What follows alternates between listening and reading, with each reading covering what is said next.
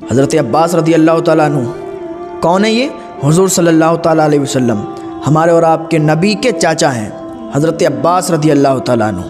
ہاں، حضرت عباس رضی اللہ تعالیٰ عنہ کا جو مکان تھا وہ مسجد نبوی کے پڑوس میں تھا، اور اس میں جو پرنالہ لگا ہوا تھا اس میں سے جو پانی گرتا تھا وہ مسجد نبوی کی طرف گرتا تھا، اس میں سے کچھ چھینٹیں نمازیوں کے اوپر بھی چلی جاتی تھی۔ اور حضرت عمر رضی اللہ تعالیٰ عنہ کا دور خلافت تھا، آپ نے نمازیوں کی سہولیت کے لیے وہ پرنالہ اکھاڑ کر پھینکوا دیا۔ حضرت عباس رضی اللہ تعالیٰ عنہ اس ٹائم وہاں پر موجود نہیں تھے۔ جب حضرت عباس رضی اللہ تعالیٰ عنہ آئے، انہوں نے دیکھا کہ ہمارے گھر کا پرنالہ اور عمر نے اکھاڑ کے پھینکوا دیا۔ آپ کو اس ٹائم سختی محسوس ہوئی، غصہ بھی آیا، لیکن آپ نے وقت کے بادشاہ کے خلاف مقدمہ دائر کر دیا۔ مقدمہ دائر ہوا، اس پر حضرت سید الانصار ابی بن کعب رضی اللہ تعالیٰ عنہ نے دنیا کے سب سے بڑے حکمران کے نام پر فرمان جاری کر دیا کہ آپ کے خلاف عباس بن عبد المطلب نے مقدمہ دائر کیا ہے اور انصاف چاہا ہے، آپ حاضر ہو کر مقدمے کی پیروی کریں۔ کوئی معمولی حاکم یا بادشاہ ہوتا تو اپنی توہین سمجھتا، اگر عرب و عجم کا شہنشاہ نہایت ہی سادگی کے ساتھ وقت مقررہ پر ابی بن کعب رضی اللہ تعالیٰ عنہ کے گھر پہنچ گیا۔ اندر آنے کی اجازت بہت دیر میں ملی، کیونکہ حضرت ابی بن کعب رضی اللہ تعالیٰ عنہ بہت مصروف تھے۔ اتنی دیر تک حضرت امیر المؤمنین باہر کھڑے انتظار کرتے رہے۔ مقدمہ پیش ہوا تو حضرت عمر رضی اللہ تعالیٰ عنہ نے کچھ کہنا چاہا، لیکن قاضی نے روک دیا کہ مدعی کا حق پہلے ہے، پہلے مدعی بولے گا، آپ بعد میں بولیں گے، ابھی آپ کی باری نہیں ہے، پہلے مدعی بولے گا، جس نے آپ کے خلاف مقدمہ دائر کیا ہے پہلے وہ بات کرے گا، وہ بولے گا، پھر آپ کو بولنے کی اجازت دی جائے گی۔ حضرت عمر فاروق اعظم خاموش ہو گئے۔ حضرت عباس رضی اللہ تعالیٰ عنہ بولنے لگے کہ جناب، میرے مکان کا پرنالہ شروع سے ہی مسجد نبوی کی طرف تھا، حضور صلی اللہ تعالیٰ علیہ وسلم کے زمانے میں بھی وہیں پر تھا، اور خلیفہ اول حضرت صدیق اکبر رضی اللہ تعالیٰ عنہ کے زمانے میں بھی وہیں پر تھا، لیکن اب امیر المؤمنین رضی اللہ تعالیٰ عنہ نے میرے پرنالے کو اکھاڑ کر پھینک دیا، جس سے میرا نقصان بھی ہوا اور مجھے تکلیف بھی پہنچی۔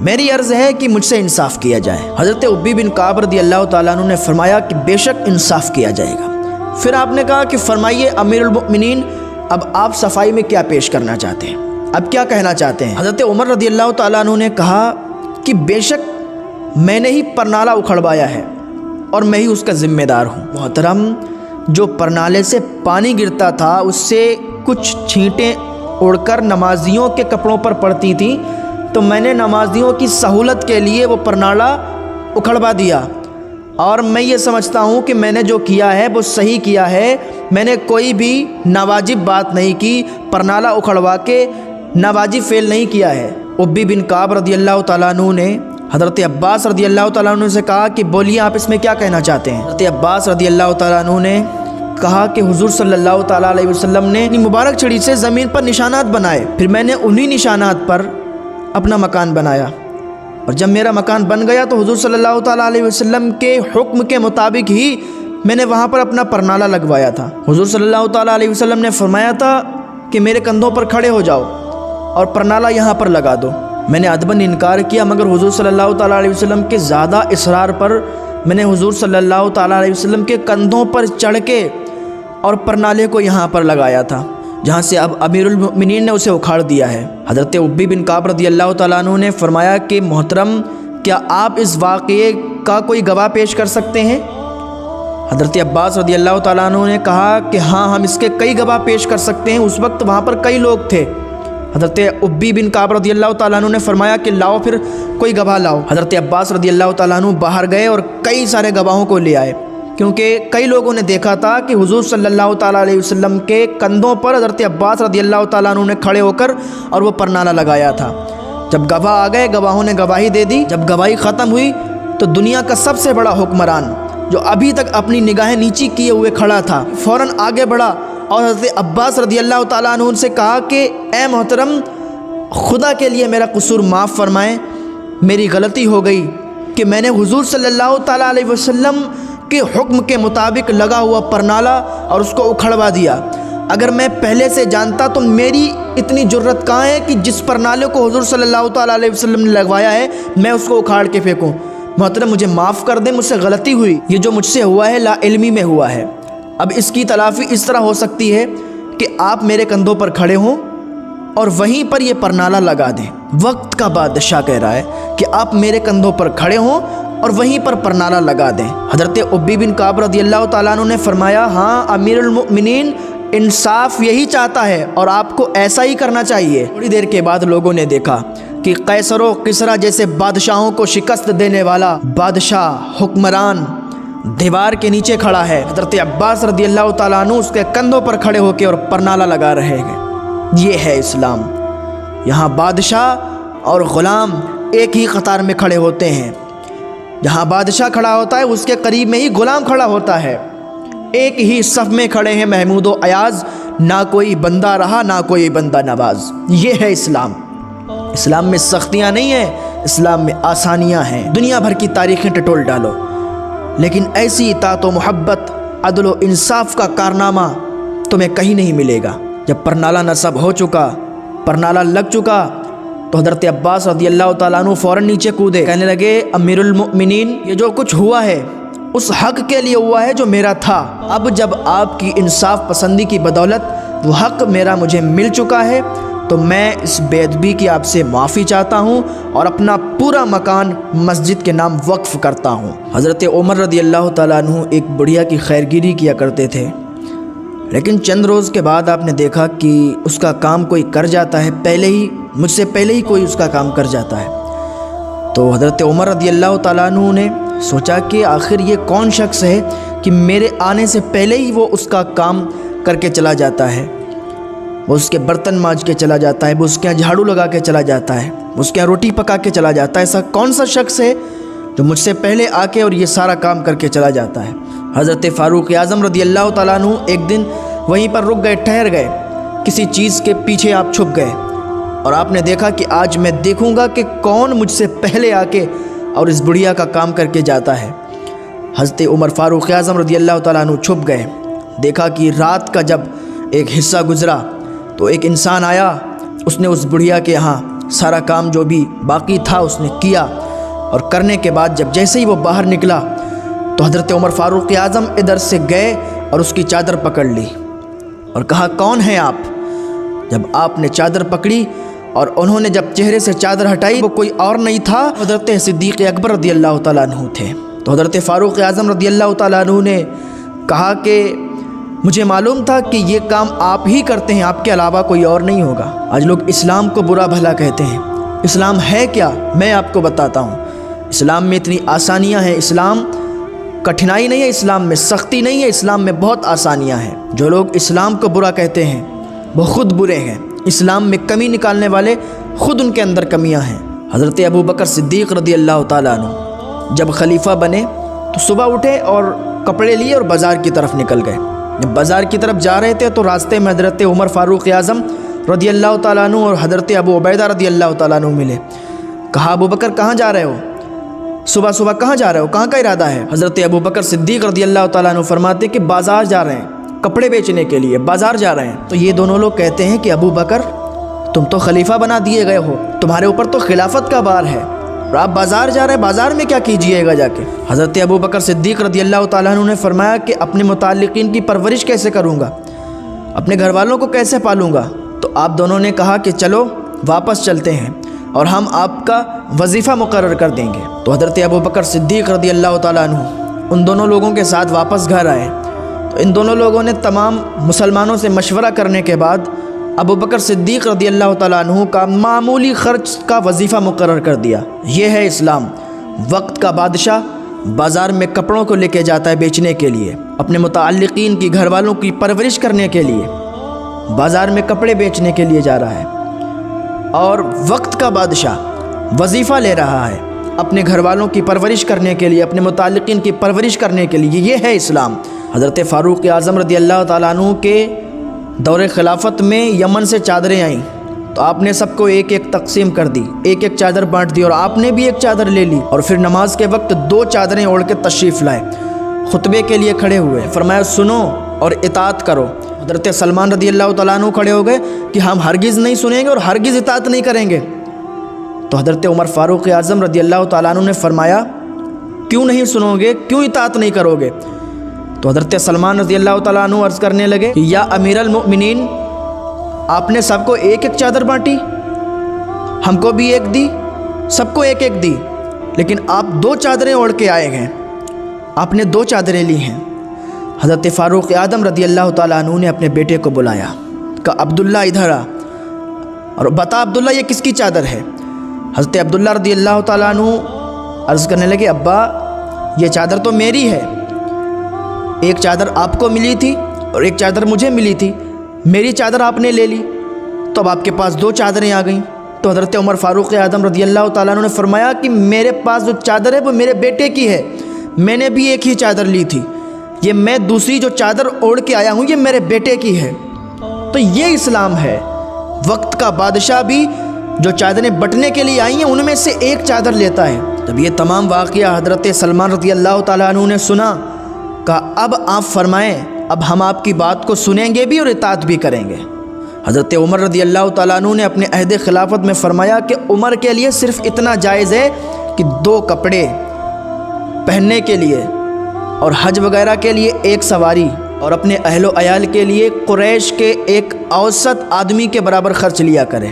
یہ وقت کا بادشاہ کہہ رہا ہے۔ وقت کے بادشاہ بھی اگر کوئی کام کرتے ہیں تو لوگوں سے اجازت لیتے ہیں، بیت المال سے اگر پیسے خرچ کرتے ہیں تو لوگوں سے اجازت لیتے ہیں، یہ اسلام ہے۔ ابن سعد کہتے ہیں کہ ہم ایک روز حضرت عمر رضی اللہ تعالیٰ عنہ کے دروازے پر بیٹھے تھے کہ ایک لونڈی گزری، تو ہم نے کہا کہ شاید یہ حضرت عمر رضی اللہ تعالیٰ عنہ کی باندھی ہے۔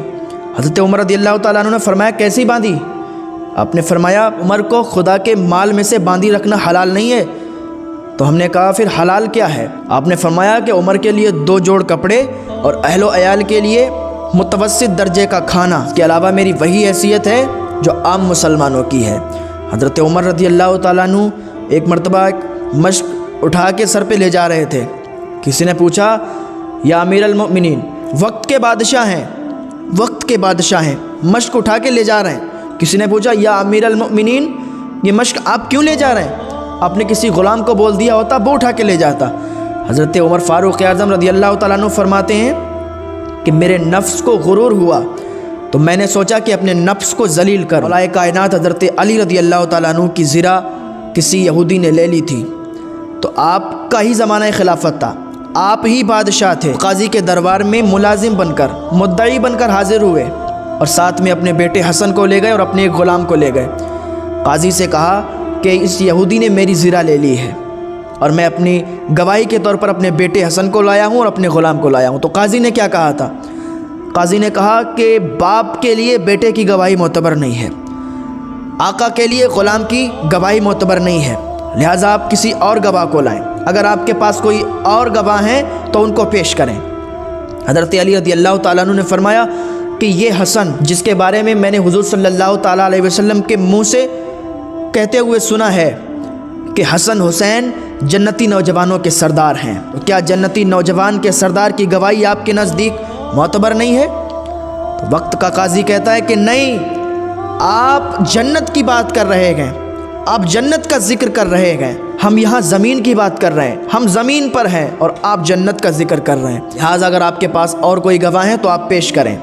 یہودی نے جب اتنا واقعہ سنا تو اس نے دیکھا کہ اسلام میں یہ نرمی اور اسلام میں یہ انصاف کہ وقت کا بادشاہ کٹگرے میں کھڑا ہے، بادشاہ دلیلوں پہ دلیلیں پیش کر رہا ہے، لیکن اسلام کی یہ آسانیاں، اسلام کا یہ انصاف جب اتنا دیکھتا ہے تو فوراً آتا ہے اور کلمہ پڑھ کے مسلمان ہو جاتا ہے اور کہتا ہے ہاں واقعی میں نے یہ زرہ لی تھی۔ تو یہ اسلام ہے، اسلام سختی نہیں دیتا ہے، اسلام میں سختیاں نہیں ہیں، اسلام میں بہت آسانیاں ہیں، اسلام امن اور سکون کا مذہب ہے، اسلام میں دہشت گرد نہیں ہے، اسلام میں سکون ہے، امن ہے، انصاف ہے۔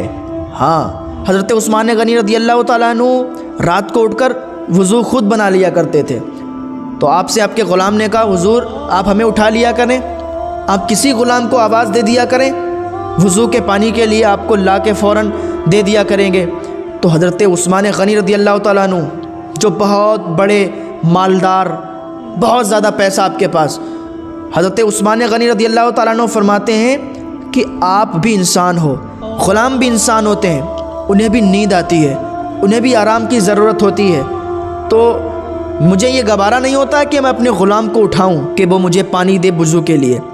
تو یہ اسلام ہے۔ حضرت عمر فاروق اعظم راستے سے گزر رہے ہیں کہ ایک گھر میں دھواں اٹھ رہا ہے، آپ کا غلام بھی آپ کے ساتھ تھا، ایک مرتبہ گزر گئے، دوسری مرتبہ پھر ادھر سے تھوڑی دیر کے بعد گزر ہوا، پھر اس گھر سے دھواں اٹھ رہا ہے۔ حضرت عمر فاروق اعظم رضی اللہ تعالیٰ عنہ پھر گزر گئے، پھر آپ نے کچھ نہیں کیا۔ تیسری مرتبہ جب تھوڑی دیر کے بعد گزرے تو دیکھا پھر دھواں اٹھ رہا ہے، آپ نے گھر پر کنڈی کھٹکھٹائی، اندر سے آواز آئی کون؟ آپ نے فرمایا کہ آپ کے گھر سے دھواں اٹھ رہا ہے۔ آپ کے گھر کیا پک رہا ہے اتنی دیر سے کہ آپ کے گھر سے دھواں اٹھ رہا ہے؟ تو اندر سے آواز آئی کہ آپ کو اس سے کیا مطلب؟ آپ نے فرمایا کہ آپ مجھے بتائیں۔ آواز آئی کہ میرے بچے 2-3 دن کے بھوکے ہیں، عمر کی جان کو رو رہے ہیں کہ عمر وقت کا بادشاہ بنا بیٹھا ہے اور گھر میں بچے بھوکے ہیں، گھر میں بچے فاقہ کر رہے ہیں، میں نے برتن کے اندر پتھر ڈال دیے ہیں اور وہ پتھر کب تک پڑے رہیں گے؟ میں نے اپنے بچوں کو سہارا دیا ہے کہ بیٹا کھانا پک رہا ہے، بچے اسی سہارے میں ہیں کہ کھانا پک رہا ہے، لیکن پتیلی میں کچھ نہیں ہے، برتن میں کچھ نہیں ہے، صرف پتھر پڑے ہوئے ہیں اور نیچے سے آگ جلی جا رہی ہے، کچھ ہو تب نہ پکائیں۔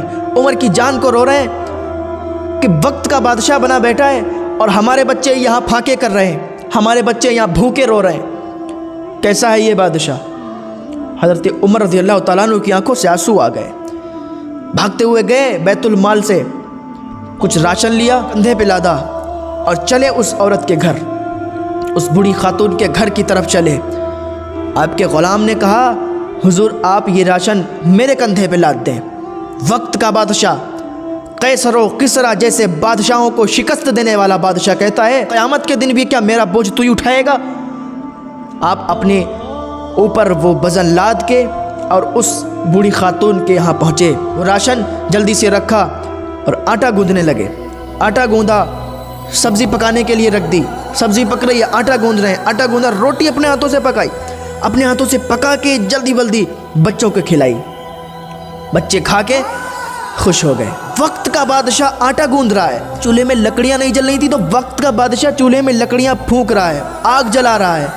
یہ ہے بادشاہ، یہ ہے اسلام۔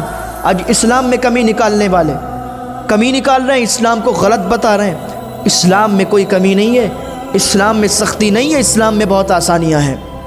اسلام امن و سکون کا مذہب ہے۔ ہاں، حضرت عمر فاروق اعظم رضی اللہ تعالیٰ عنہ نے آٹا گوندا، روٹی پکائی، بچوں کو کھلائی، پھر حضرت عمر رضی اللہ تعالیٰ عنہ اپنے دونوں ہاتھ دونوں گھٹنوں کے بل چل رہے تھے۔ جب کوئی بچہ چھوٹا ہوتا ہے تو انسان اس کے سامنے وہ دونوں ہاتھوں کو زمین میں لگاتا ہے اور اپنے گھٹنوں کو زمین میں لگاتا ہے، اس کو اپنی پیٹھ پر بیٹھاتا ہے، پھر چلتا ہے تو اس کو اچھا لگتا ہے، کوئی بچہ ہوتا ہے اس کو اچھا لگتا ہے۔ تو وقت کا بادشاہ اپنے دونوں ہاتھوں کو زمین پہ اور اپنے گھٹنوں کو زمین پہ رکھ کے بچوں کو اپنی پیٹھ پہ بٹھا کے اور ان کو کھلا رہے ہیں، ان کو ہنسا رہے ہیں۔ کہتے ہیں کہ عمر کی وجہ سے یہ بچے روئے ہیں تو اب عمر کا ہی کام ہے کہ ان کو ہنسائے، ان کو خوش کرے۔ وہ بوڑھی خاتون کہتی ہے بیٹا تو کون ہے؟ تو کون ہے جو ہمارا اتنا خیال رکھ رہا ہے؟ عمر کو تو ہمارا کوئی پتہ جتا نہیں، عمر تو ہمارا کچھ خیال نہیں رکھتا، عمر کی جگہ تجھے بادشاہ ہونا چاہیے تھا، عمر کی جگہ تو بادشاہ ہوتا تو کیا ہی اچھا ہوتا۔ حضرت عمر کہتے ہیں اے بوڑھی خاتون تو عمر کو اتنا کیوں برا بھلا کہہ رہی ہے؟ اس کو وہ اتنا بڑا بادشاہ ہے، وہ سب چیزیں دیکھ کے چلتا ہے، وہ سب چیزیں اس کو دیکھنا ہوتی ہیں، تو اس کو کیوں اتنا برا بھلا کہہ رہی ہے؟ وہ کہتی نہیں میں صحیح کہہ رہی ہوں، میرے بچے اتنے دن کے بھوکے اور عمر کو کوئی خیال نہیں، تو پھر بادشاہ کیوں بن گیا؟ وہ بوڑھی کہہ رہی ہے۔ اور حضرت عمر سامنے، اور کوئی ہمارے جیسے اور آپ کے جیسے کوئی ہوتا تو کہتا میں ہی تو عمر ہوں، میں ہی تو بادشاہ ہوں۔ حضرت عمر نے ایک بار بھی نہیں کہا کہ میں عمر ہوں، میں بادشاہ ہوں۔ اس بوڑھی نے کہا بیٹا اچھا یہ بتا، تو اتنی رات میں ہمارے لیے کھانا لایا، ہمارے بچوں کو کھانا کھلایا، اب ذرا یہ بتا تو ہے کون؟ تو ہے کون جو اتنی رات میں ہماری اتنی مدد کر رہا ہے؟ حضرت عمر نیچی نظریں کر کے کہتے ہیں میں ہی تو عمر ہوں، میں ہی تو عمر ہوں۔ جب اس بوڑھی نے اتنا سنا تو کہے کہ بیٹا مجھے معاف فرما دو۔ حضرت عمر کہتے ہیں معافی آپ کو نہیں، معافی تو مجھے مانگنی چاہیے، میں نے اتنے دن آپ کے بچوں کو بھوکا رکھا، آپ میری وجہ سے اتنے دن آپ لوگ بھوکے رہے، آپ نے مجھے یہاں معاف کیا یا نہیں معاف کیا، آپ مجھے معاف فرما دیں۔ وہ بوڑھی خاتون کہتی ہے بیٹا میں نے تمہیں معاف فرما دیا، وہ بچہ آنے والا ہے، وہ دن قریب آ رہا ہے، اب میں تو جا رہا ہوں، اب کوئی راہب تمہیں نہیں ملے گا، اب جس کے پاس تمہیں جانا ہے وہ کوئی عام انسان نہیں ہے بلکہ اللہ کا نبی بن کے آئے گا جس کا نام محمد ہوگا۔ حضرت سلمان فارسی کی بھی عجب داستان ہے۔ حضرت سلمان فارسی بیان فرماتے ہیں اپنے ایمان لانے کے پہلے کا واقعہ، اگر دل سے سن لیں گے نا تو یقین مانیے آنسو روک نہیں پائیں گے، دل روئے گا آپ کا۔ میں نے جب یہ پڑھا تھا، میں نے جب اس کا مطالعہ کیا تو میرے بھی آنسو نکل آئے۔ یہ واقعہ حضرت سلمان فارسی بیان فرماتے ہیں اپنے ایمان لانے سے پہلے۔ کہتے جب میں مجوسی تھا، میرا باپ بہت بڑا مجوسی تھا، میرا باپ مجھے میرے گھر سے باہر نہیں نکلنے دیا کرتا تھا، اس لیے کہ کہیں یہ ایمان نہ لے آئے، یہ کہیں پھر نہ جائے اپنے دین سے۔ میرا باپ مجھے میرے گھر میں ہی رکھتا تھا اور مجھے ہر چیز مہیا کرواتا تھا جو ضرورت کی ہوتی تھی۔ اس نے میرا کام لگا دیا تھا کہ آتش کدے میں آگ لگانے کا، آگ جلانے کا کام میرا دے دیا تھا، میں آگ جلایا کرتا تھا اور کھیتوں کا کام کیا کرتا تھا، لیکن باپ میرا مجھے اپنے ساتھ ہی رکھتا تھا۔ کھیت پر جاتا تھا تو مجھے اپنے ساتھ لے جاتا تھا، آتش کدے میں جاتا تھا مجھے اپنے ساتھ لے جایا کرتا تھا۔ لیکن ایک دن کیا ہوا، ایک دن میرا باپ کسی ضروری کام سے باہر چلا گیا اور مجھ سے کہہ گیا بیٹے تم آج کھیتوں پر چلے جانا اور اپنا کام کر کے سیدھے گھر چلے آنا۔ میں گیا، اکیلا گیا کھیتوں پر۔ حضرت سلمان فارسی بیان فرماتے ہیں اکیلا گیا کھیتوں پر، باپ میرے ساتھ نہیں تھا، باپ کسی کام سے مصروف تھا۔ میں جا رہا تھا کھیتوں پر، راستے میں میں نے دیکھا عیسائیوں کا عبادت خانہ، عیسائیوں کو عبادت کرتے ہوئے دیکھا۔ تو میں نے عیسائیوں کو عبادت کرتے ہوئے دیکھا تو ان کی عبادت مجھے اچھی لگی۔ وہ بالکل الگ طریقے سے عبادت کر رہے تھے، جو میری عبادت ہے اور ان کی عبادت اس میں فرق بہت تھا، وہ الگ طریقے سے تھی۔ میں اس کو دیکھتے ہی مجھے اچھا لگنے لگا، میں وہاں پر دیکھنے لگا کھڑے ہو کر۔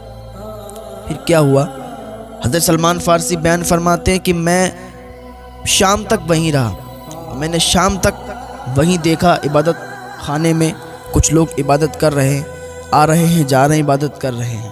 ادھر ان کا باپ بھی کام نپٹا کر گھر پہ آ گیا۔ جب بیٹے کو گھر پہ نہیں پایا، گھر پر بیٹا موجود نہیں، تو انہوں نے پھر اپنے کچھ لوگوں کو ڈھونڈنے کے لیے لگا دیا کہ ہے میرا بیٹا گم ہو گیا، میرا بیٹا کہاں چلا گیا۔ ان کو بڑا تکلیف ہوئی، انہوں نے کئی لوگوں کو ڈھونڈنے پر لگا دیا۔ لیکن سلمان فارسی فرماتے ہیں کہ میں پھر واپس چلا گیا گھر پہ۔ جیسے ہی گھر پہ پہنچا، میرے باپ نے مجھے آگے بڑھ کے سینے سے لگا لیا، بیٹا تو کہاں گیا تھا؟ میں تو تجھے بہت ڈھونڈوا رہا تھا، میں تو بہت پریشان ہو گیا تھا، مجھے تکلیف ہو رہی تھی، اور تو کہاں چلا گیا تھا؟ میرا دل دھڑک رہا تھا، میں بے چین ہو رہا تھا، بیٹا مجھ سے جدا مت ہوا کر، تو گھر سے مت جایا کر، تو کوئی کام کرنے کے لیے نہیں جائے گا بیٹے۔ سلمان فارسی کہتے ہیں میں نے کہا ابا میں گیا تھا نا، راستے میں میں نے ایک عبادت خانہ دیکھا جو عیسائیوں کا عبادت خانہ تھا۔ اس عبادت خانے میں لوگ عبادت کر رہے تھے، عیسائی نماز پڑھ رہے تھے، وہ مجھے الگ طریقے کی نماز لگ رہی تھی، الگ طریقے کی عبادت لگ رہی تھی، مجھے بہت اچھا لگ رہا تھا۔ مجھے ایسا لگتا ہے کہ میرے دین سے بہتر ان کا دین ہے۔ اس کے باپ نے سمجھ لیا کہ لگ رہا ہے اس پر اثر پڑ گیا ہے۔ اس کا باپ کہنے لگا بیٹا مجوسیت ہی سب سے اچھا دین ہے، اور مجوسیت سے کبھی مت پھرنا، اور ان کا دین بہتر نہیں ہے۔ لیکن سلمان فارسی کہتے ہیں میں نے کہا بابا ان کا ہی دین مجھے بہتر لگا، میں نے ان کی نماز ان کی عبادت بالکل الگ پائی، بابا مجھے مجوسی سے اچھا ان کا دین لگا۔ حضرت سلمان فارسی کو اس کے باپ نے بیڑیاں لگا دی، کہا یہ جو ہے بگڑ نہ جائے، تو گھر سے باہر نہ نکل پائے، بیڑیاں ڈال دی پیر میں، اور کہا سلمان اب گھر سے باہر جانے کی ضرورت نہیں ہے، تم بگڑنے لگے ہو اور مجھے ڈر ہے کہیں تم عیسائیت کو قبول نہ کر لو، عیسائیت اپنا نہ لو، عیسائیت دھرم میں نہ چلے جاؤ، اسی لیے تمہارے پیروں میں بیڑیاں ڈال رہا ہوں۔ حضرت سلمان فارسی بیان فرماتے ہیں میرے باپ نے میرے پیروں میں بیڑیاں ڈال دیں، بیڑیاں پڑ گئیں، لیکن میں اس عبادت خانے کے راہب سے ملا تھا میں نے اس سے پوچھا تھا مجھے یہ بتاؤ تمہاری مین جگہ کہاں ہے؟ اس نے کہا تھا ملک شام میں۔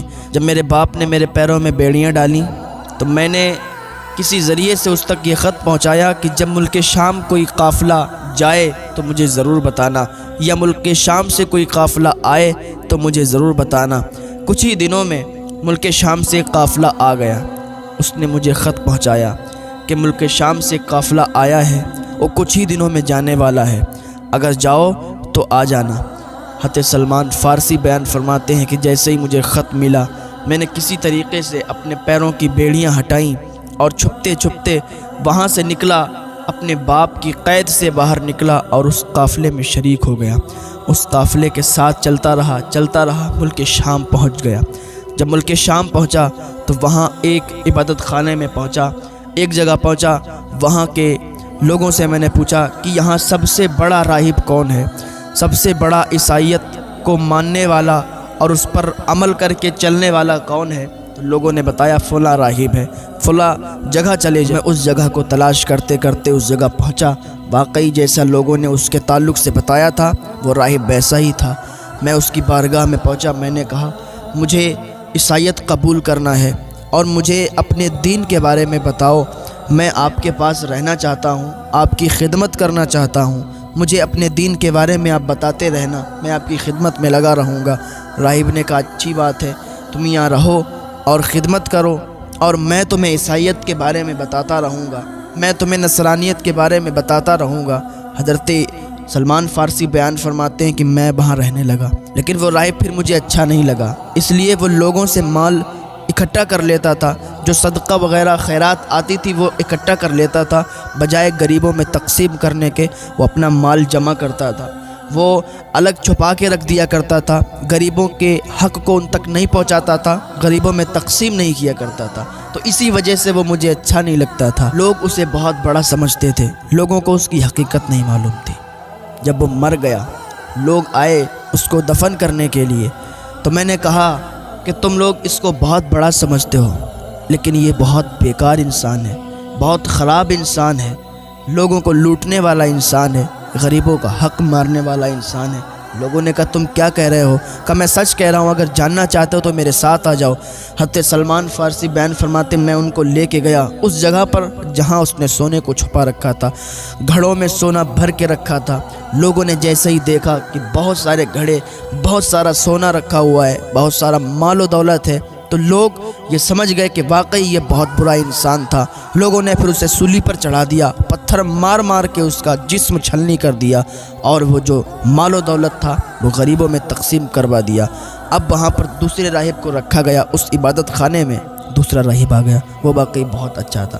جب وہ مر گیا، جب اس کا انتقال ہو گیا، تو حضرت سلمان فارسی بیان فرماتے میں نے اس سے پوچھا کہ اب میں کس کے پاس جاؤں؟ اس کا انتقال ہونے سے پہلے سلمان فارسی نے پوچھا اب میں کس کے پاس جاؤں، کہاں جاؤں جو بہت اچھا راہب ہو، جو واقعی نیک ہو، جو واقعی لوگوں کا حق مارنے والا نہ ہو۔ اس راہب نے مجھے ایک جگہ کا پتہ دیا اور کہا وہاں چلے جاؤ، میری نظر میں اس سے بہتر کوئی راہب نہیں ہے۔ میں وہاں سے روانہ ہوا اور اس جگہ پہنچا جہاں اس راہب نے مجھے بتایا تھا۔ اس راہب کے پاس جیسے ہی پہنچا نا تو واقعی وہ مجھے ویسا ہی ملا جیسا اس نے بتایا تھا۔ اس کی خدمت میں لگ گیا، اس سے نصرانیت کے بارے میں پوچھتا تھا، وہ مجھے بتاتا تھا، ایک ایک بات مجھے بتاتا تھا، میں اس کی خدمت میں لگا رہتا تھا۔ ایک دن آیا کہ اس کا بھی انتقال ہونے والا تھا۔ میں نے اس سے پوچھا کہ اب مجھے کہاں جانا چاہیے، تو اس نے کہا کہ فلاں جگہ ایک راہب ہے جو بہت ہی اچھا راہب ہے، اور اس کے علاوہ اور کوئی ایسا راہب نہیں ہے جو تم جس کے پاس جاؤ جو نیک ہو۔ تو میں اس کے کہنے پر اس کا انتقال ہو گیا، اس کے بعد میں اس راہب کے پاس گیا۔ اس طریقے سے میں راہبوں کے پاس جاتا رہا، اس راہب کے پاس گیا، اس کی خدمت میں رہا، باقی وہ ویسا ہی پایا جیسا اس نے بتایا تھا۔ لیکن اس راہب کا بھی تھوڑے دنوں کے بعد انتقال ہونے والا تھا، وہ آخری راہب تھا میری اس زندگی میں۔ تو میں نے اس راہب سے پوچھا کہ حضور مجھے اب بتائیے کہ اب مجھے کہاں جانا چاہیے۔ اس راہب نے کہا اس دنیا میں اب میری نظروں میں کوئی ایسا راہب نہیں ہے جس کے پاس تم جاؤ، جس کے پاس تم جا کے رہو، جس کی تم خدمت کرو، لیکن ہاں اب تم کسی راہب کے پاس مت جاؤ، اب تم وقت دیکھو، اب تم ٹائم دیکھو، وہ دن آنے والا ہے، وہ گھڑی آنے والی ہے کہ مدینے میں ایک بچہ پیدا ہوگا، وہ بچہ آنے والا ہے، وہ دن قریب آ رہا ہے۔ اب میں تو جا رہا ہوں، اب کوئی راہب تمہیں نہیں ملے گا، اب جس کے پاس تمہیں جانا ہے وہ کوئی عام انسان نہیں ہے بلکہ اللہ کا نبی بن کے آئے گا جس کا نام محمد ہوگا۔ حضرت سلمان فارسی کہتے ہیں میں نے پوچھا اس کی نشانی تو بتائیے، اس کی نشانی کیا ہوگی؟ وہ راہب کہتا ہے اس کی 3 نشانیاں ہوں گی۔ پہلی نشانی وہ ہے کہ وہ ہدیہ قبول فرمائیں گے، دوسری نشانی وہ ہے وہ صدقے کا کھانا نہیں کھائیں گے، اور تیسری نشانی یہ ہے کہ ان کے دونوں شانوں کے درمیان مہر نبوت ہوگی۔ میرے بیٹے، تم اس رحمت والے نبی صلی اللہ تعالیٰ علیہ وسلم سے ضرور ملاقات کرنا، ضرور ملنا۔ اتنا کہنے کے بعد وہ راہب انتقال کر گیا، وہ راہب بھی اس دنیا سے چلا گیا۔ میں سوچ رہا تھا کہ میں عرب شریف کیسے جاؤں، میرے پاس تو کچھ ایسا سامان نہیں ہے، کچھ ایسا سادھن نہیں ہے، کوئی سواری نہیں ہے، کیسے جاؤں؟ تو مجھے خبر ملی کہ ایک قافلہ عرب شریف جا رہا ہے۔ تو جب میں اس راہب کے پاس رہا کرتا تھا، میں نے رقم تھوڑی جمع کی تھی، تو میں نے کچھ بکریاں اور کچھ گائے لے لی تھی، جانور لے لیے تھے۔ تو میں نے ان جانوروں کو ان قافلے والوں کے حوالے کر دیا کہ اگر تم مجھے عرب شریف لے چلو گے تو یہ جانور، یہ گائے اور بکریاں میں تمہیں دے دوں گا۔ انہوں نے کہا ٹھیک ہے۔ حضرت سلمان فارسی بیان فرماتے ہیں کہ میں نے قافلے والوں کو یہ گائے اور بکریاں دے دیں اور ان کے ساتھ روانہ ہو گیا۔ اب یہ قافلہ چلنے لگا، عرب کی اور جا رہا تھا، لیکن جب وادی قرا میں پہنچے تو قافلے والوں نے مجھ پر ظلم کیا اور مجھے ایک یہودی کے ہاتھ بیچ دیا، مجھے اس کا غلام بنا دیا۔ یہودی مجھے اپنے شہر لے گیا، وہاں میں نے بہت کھجوروں کے درخت دیکھے۔ میں نے سوچا شاید یہی وہ شہر ہے جس کے تعلق سے راہب نے مجھے بتایا تھا۔ چنانچہ میں اس یہودی کے یہاں کام کرتا رہا، اس کا غلام تھا۔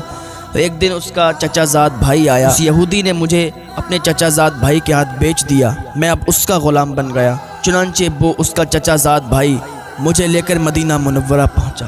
اللہ کی قسم جب میں مدینہ منورہ پہنچا میں بہت خوش تھا، میں بہت خوش ہو گیا کہ جس جگہ میں آنا چاہتا تھا آج اس جگہ آ گیا۔ جو نشانیاں مجھے راہب نے بتائی تھی کہ وہاں بہت زیادہ کھجوروں کے درخت ہوں گے اور وہ میں نے وہاں پا لیے۔ اب میں منتظر تھا کہ میرے کانوں میں وہ صدا گونجے کہ اس پاکیزہ ہستی نے مدینہ منورہ کو نوروار کر دیا ہے، اس کی آمد کی خبر سابقہ آسمانی کتب میں دی گئی ہے۔ بالآخر انتظار کی گھڑیاں ختم ہوئیں، میں کھجوروں کے درخت پر چڑھا ہوا تھا، میں کھجوریں توڑ رہا تھا، وہی میرا مالک آیا اور چیختا چیختا کہنے لگا اللہ فلاں قبیلے کو برباد کرے۔ وہ لوگ مقام قبا میں جمع ہیں اور ایک ایسے شخص کا دین قبول کر چکے ہیں جو مکہ سے آیا ہے اور وہ اپنے آپ کو اللہ رب العزت کا نبی کہتا ہے۔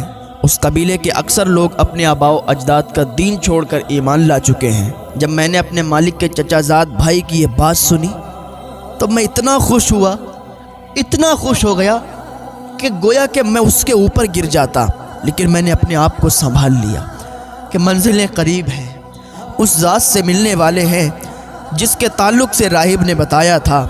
وہ ذات آج ایسا لگتا ہے مل جائے گی۔ وہ نیچے اترے۔ حضرت سلمان فارسی کہتے کہ میں نیچے اترا، میں نے اپنے مالک کے چچا زاد بھائی سے کہا ذرا دوبارہ بتانا تم کیا بتا رہے ہو۔ جب میں نے اتنا کہا نا تو اس کو غصہ آ گیا، اس نے ایک تھپڑ مجھے مارا اور کہا اپنے کام سے کام رکھو۔ سلمان فارسی کہتے میں دل میں تو بڑا خوش تھا کہ لگ رہا ہے وہ گھڑی آنے والی ہے، اس ہستی سے ملنے والا ہوں جس کے تعلق سے راہب نے بتایا تھا۔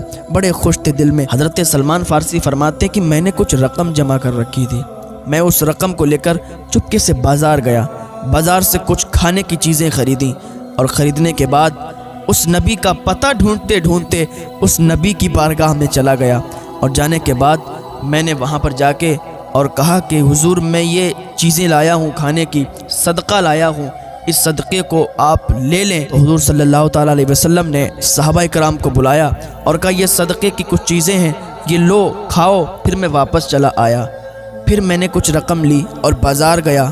کچھ دنوں کے بعد بازار گیا، وہاں سے میں نے کچھ چیزیں لیں اور پھر میں ان کی بارگاہ میں حاضر ہوا۔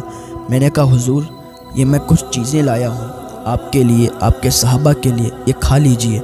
حضور صلی اللہ تعالیٰ علیہ وسلم نے صحابہ کو بلایا، خود بھی وہ چیزیں کھائیں اور صحابہ کو بھی کھلائیں۔ حضرت سلمان فارسی کہتے ہیں میری دوسری بھی نشانی پوری ہو گئی۔ کچھ دنوں کے بعد میں جنت البقیع کی طرف جا رہا تھا، دیکھا وہاں پر حضور صلی اللہ تعالیٰ علیہ وسلم تشریف فرما ہیں۔ اب میرے دل میں تو یہ تمنا تھی کہ وہ آخری نشانی پوری ہو جاتی تو میں مطمئن ہو جاتا۔ 2 نشانی تو پوری ہو گئیں، آخری نشانی بچی ہے کہ دونوں شانوں کے درمیان مہر نبوت ہے۔ آپ صلی اللہ علیہ وسلم 2 چادریں اوڑھے تھے۔ حضرت سلمان فارسی بیان کرتے ہیں کہ میں حضور صلی اللہ تعالیٰ علیہ وسلم کے قریب گیا، میں یہ سوچ رہا تھا کہ کاش کوئی ایسی ہوا کا جھونکا آ جائے کہ حضور کی چادریں اڑ جائیں اور جو مہر نبوت دونوں شانوں کے درمیان ہے اس کو میں دیکھ لوں، چوم لوں، حضور کے قدموں پہ گر کے کلمہ پڑھ کے مسلمان ہو جاؤں، کیونکہ آخری یہ نشانی بچی تھی، اس کے بعد وہ پوری نشانیاں پوری ہو جاتی۔ حضور نے ان کے دل کا حال جان لیا، دونوں چادروں کو پھینک دیا، سلمان دیکھ لے تو آخری نشانی پوری کرنے کے لیے آیا ہے، وہ آخری نشانی پوری کر لے۔ حضرت سلمان فارسی نے دیکھا دونوں شانوں کے درمیان مہر نبوت تھی۔ سلمان فارسی نے جیسے ہی مہر نبوت کو دیکھا آگے بڑھے، مہر نبوت کو چومنے لگے، چپٹ گئے، چومنے لگے۔ سرکار صلی اللہ تعالیٰ علیہ وسلم نے فرمایا سلمان بس کرو۔ سلمان فارسی قدموں پہ گر گئے، یا رسول اللہ کلمہ پڑھا کے مسلمان کر لیجئے، یا رسول اللہ کلمہ پڑھا کے مسلمان کر لیجئے۔ بڑا انتظار دیکھا یا رسول اللہ۔ کل نفس ذائقۃ الموت، ہر جاندار کو موت کا مزہ چکھنا ہے۔ دنیا میں جو بھی آیا ہے اسے یہاں سے جانا ہے، کوئی رکنے کے لیے نہیں آیا، کوئی یہاں رہنے کے لیے نہیں آیا، یہ مسافر خانہ ہے۔ یہاں لوگ آتے ہیں چلے جاتے ہیں، آتے ہیں چلے جاتے ہیں، جو بنا ہے وہ فنا ہے۔ ہاں، کل نفس ذائقۃ الموت، ہر جاندار کو موت کا مزہ چکھنا ہے۔ دنیا میں ایسے بہت لوگ ہیں جو قیامت کا انکار کرتے ہیں، جنت و دوزخ کا انکار کرتے ہیں، سزا اور جزا کا انکار کرتے ہیں، لیکن آپ کو کوئی ایسا نہیں ملے گا جو موت کا انکار کرے کہ نہیں بھائی موت نہیں آئے گی۔ کوئی بھی ایسا ہو تو لا کے مجھے دکھاؤ جو انکار کرتا ہو موت کا کہ موت نہیں آئے گی۔ ہر انسان مومن ہو یا کافر ہو، نیکوکار ہو یا گناہگار ہو، کوئی بھی یہ نہیں کہہ سکتا کہ موت نہیں آنی، بلکہ ہر کوئی یہی کہتا ہے کہ ایک نہ ایک دن مرنا ہے، موت پکی ہے، موت نشچت ہے، موت آنی ہے۔ ایک شخص حضرت سلیمان علیہ السلام کے پاس بیٹھا تھا، سلیمان علیہ السلام کا وزیر تھا۔ اور حضرت سلیمان علیہ السلام کون ہیں؟ یہ اتنے بڑے بادشاہ گزرے ہیں کہ انہوں نے پوری دنیا پر حکومت کی ہے۔ حضرت سلیمان علیہ السلام نے، اللہ کے نبی ہیں۔ حضرت سلیمان علیہ السلام بیٹھے تھے، ایک وزیر آپ کا بیٹھا تھا، اتنی ہی دیر میں ملک الموت آ گئے، موت کا فرشتہ آ گیا، روح قبض کرنے والا فرشتہ ہے وہ آ گیا، انسانی شکل میں آ گیا، آ کے بیٹھ گیا، اور اس انسان کی طرف بار بار وہ دیکھنے لگا، گھور کے دیکھنے لگا۔ جب موت کا فرشتہ چلا گیا، ملک الموت چلے گئے، تو وہ وزیر بولا حضور یہ کون شخص تھا؟ یہ میری طرف بہت گھور کے دیکھ رہا تھا۔ حضرت سلیمان علیہ السلام نے فرمایا یہ ملک الموت تھے۔ جب اس نے اتنا سنا یہ روح نکالنے والا فرشتہ تھا، یہ ملک الموت تھے، تو وہ اور زیادہ خوف زدہ ہو گیا، ڈر گیا، اور اس نے سوچا کہ کہیں ایسا نہ ہو یہ میری طرف گھور کے دیکھ رہے تھے، ایسا نہ ہو میری موت آ گئی ہو، میری روح نکالنے کے لیے آئے ہوں، تو ہو سکتا ہے ابھی یہ چلے گئے تھوڑی دیر کے بعد آ جائیں اور مجھے موت آ جائے، میری روح نکل جائے۔ تو اس نے حضرت سلیمان علیہ السلام سے عرض کیا حضور آپ ہواؤں کو حکم دیں کہ مجھے یہاں سے اٹھا کے اور ہندوستان چھوڑ دے۔ جب اتنا اس نے کہا تو حضرت سلیمان علیہ السلام نے فرمایا کہ موت برحق ہے، اگر تم یہاں رہو گے تب بھی تمہیں موت آنی ہے، ہندوستان چلے جاؤ گے تب بھی تمہیں موت آنی ہے۔ اس نے کہا حضور آپ اتنا کرم فرمائیں کہ ہواؤں کو حکم دیں مجھے ہندوستان چھوڑ دے۔ حضرت سلیمان علیہ السلام ہواؤں کو حکم دیتے ہیں، ہواؤں کو حکم دیا، ہوا نے وہاں سے اٹھایا اور ہندوستان چھوڑ دیا۔ جیسے ہی ہندوستان یہ شخص پہنچا اترا، ویسے ہی ملک الموت آ گئے، اس کو دبوچ لیا، اس کی روح نکال لی، اس کی روح قبض ہو گئی اور یہ مر گیا، انتقال کر گیا۔ حضرت سلیمان علیہ السلام کے پاس کچھ عرصے کے بعد جب ملک الموت پہنچے، حضرت سلیمان علیہ السلام نے پورا واقعہ بیان کیا، پوچھا کہ تم کیوں گھور کے دیکھ رہے تھے اس انسان کو؟ تو حضرت سلیمان علیہ السلام سے ملک الموت کہنے لگے حضور میں اس لیے دیکھ رہا تھا کہ اس کی روح ہندوستان میں مجھے نکالنی تھی، لیکن میں حیران تھا کہ وہ شخص تو آپ کے پاس بیٹھا ہے اور اس کی روح مجھے ہندوستان سے نکالنی ہے، تو حضور میں اسی لیے گھور رہا تھا، لیکن میں وقت مقررہ پر جب ہندوستان اسی جگہ پر پہنچا جہاں اس کی روح نکالنی تھی، تو اللہ کے کرم سے وہ وہیں موجود تھا اور وہیں مجھے ملا اور وہیں میں نے اس کی روح کو قبض کر لیا۔ تو اس بات سے یہ معلوم چلتا ہے کہ جہاں ہماری موت ہوتی ہے اللہ ہمارے ذہن کو تبدیل کر دیتا ہے، وہیں ہم پہنچ جاتے ہیں جہاں موت ہماری ہوتی ہے، چاہے وہ انڈیا کے کسی کونے پر ہماری موت لکھی ہو، ہم وہاں پہنچ جاتے ہیں۔ اللہ ہمارے ذہن میں وہ بات ڈال دیتا ہے اور کچھ نہ کچھ کام سے ہم وہاں پہنچ جاتے ہیں اور ہماری روح قبض ہو جاتی ہے، کیونکہ ہماری موت کا ٹائم مقرر ہوتا ہے۔ تو اللہ کی بارگاہ میں توبہ کرتے رہا کریں، موت کو یاد کرتے رہا کریں۔ جب موت کو یاد کریں گے نا تو گناہوں سے بچ جائیں گے۔ ہر وقت موت کو یاد کرتے رہا کریں کہ ہمیں یہاں جینا نہیں ہے، ہم مرنے کے لیے آئے ہیں۔ تو کچھ اچھے کام کر لیں کہ یہاں سے اگر مر کے جائیں، یہاں سے جب جائیں تو اللہ کے حضور حاضری دے دیں، اللہ کے حضور پیش ہوں تو ہمیں شرمندگی نہ اٹھانا پڑے، ہمیں شرمندہ نہ ہونا پڑے۔ تو اللہ کی بارگاہ میں دعا ہے اللہ نیک عمل کی توفیق عطا فرمائے۔ رمضان میں 5 حروف ہیں، را، میم، ضاد، الف، نون۔ را سے مراد رحمت الہی ہے، میم سے مراد محبت الہی ہے، ضاد سے مراد ضمانت الہی ہے، الف سے مراد امانت الہی ہے اور نون سے مراد نور الہی ہے۔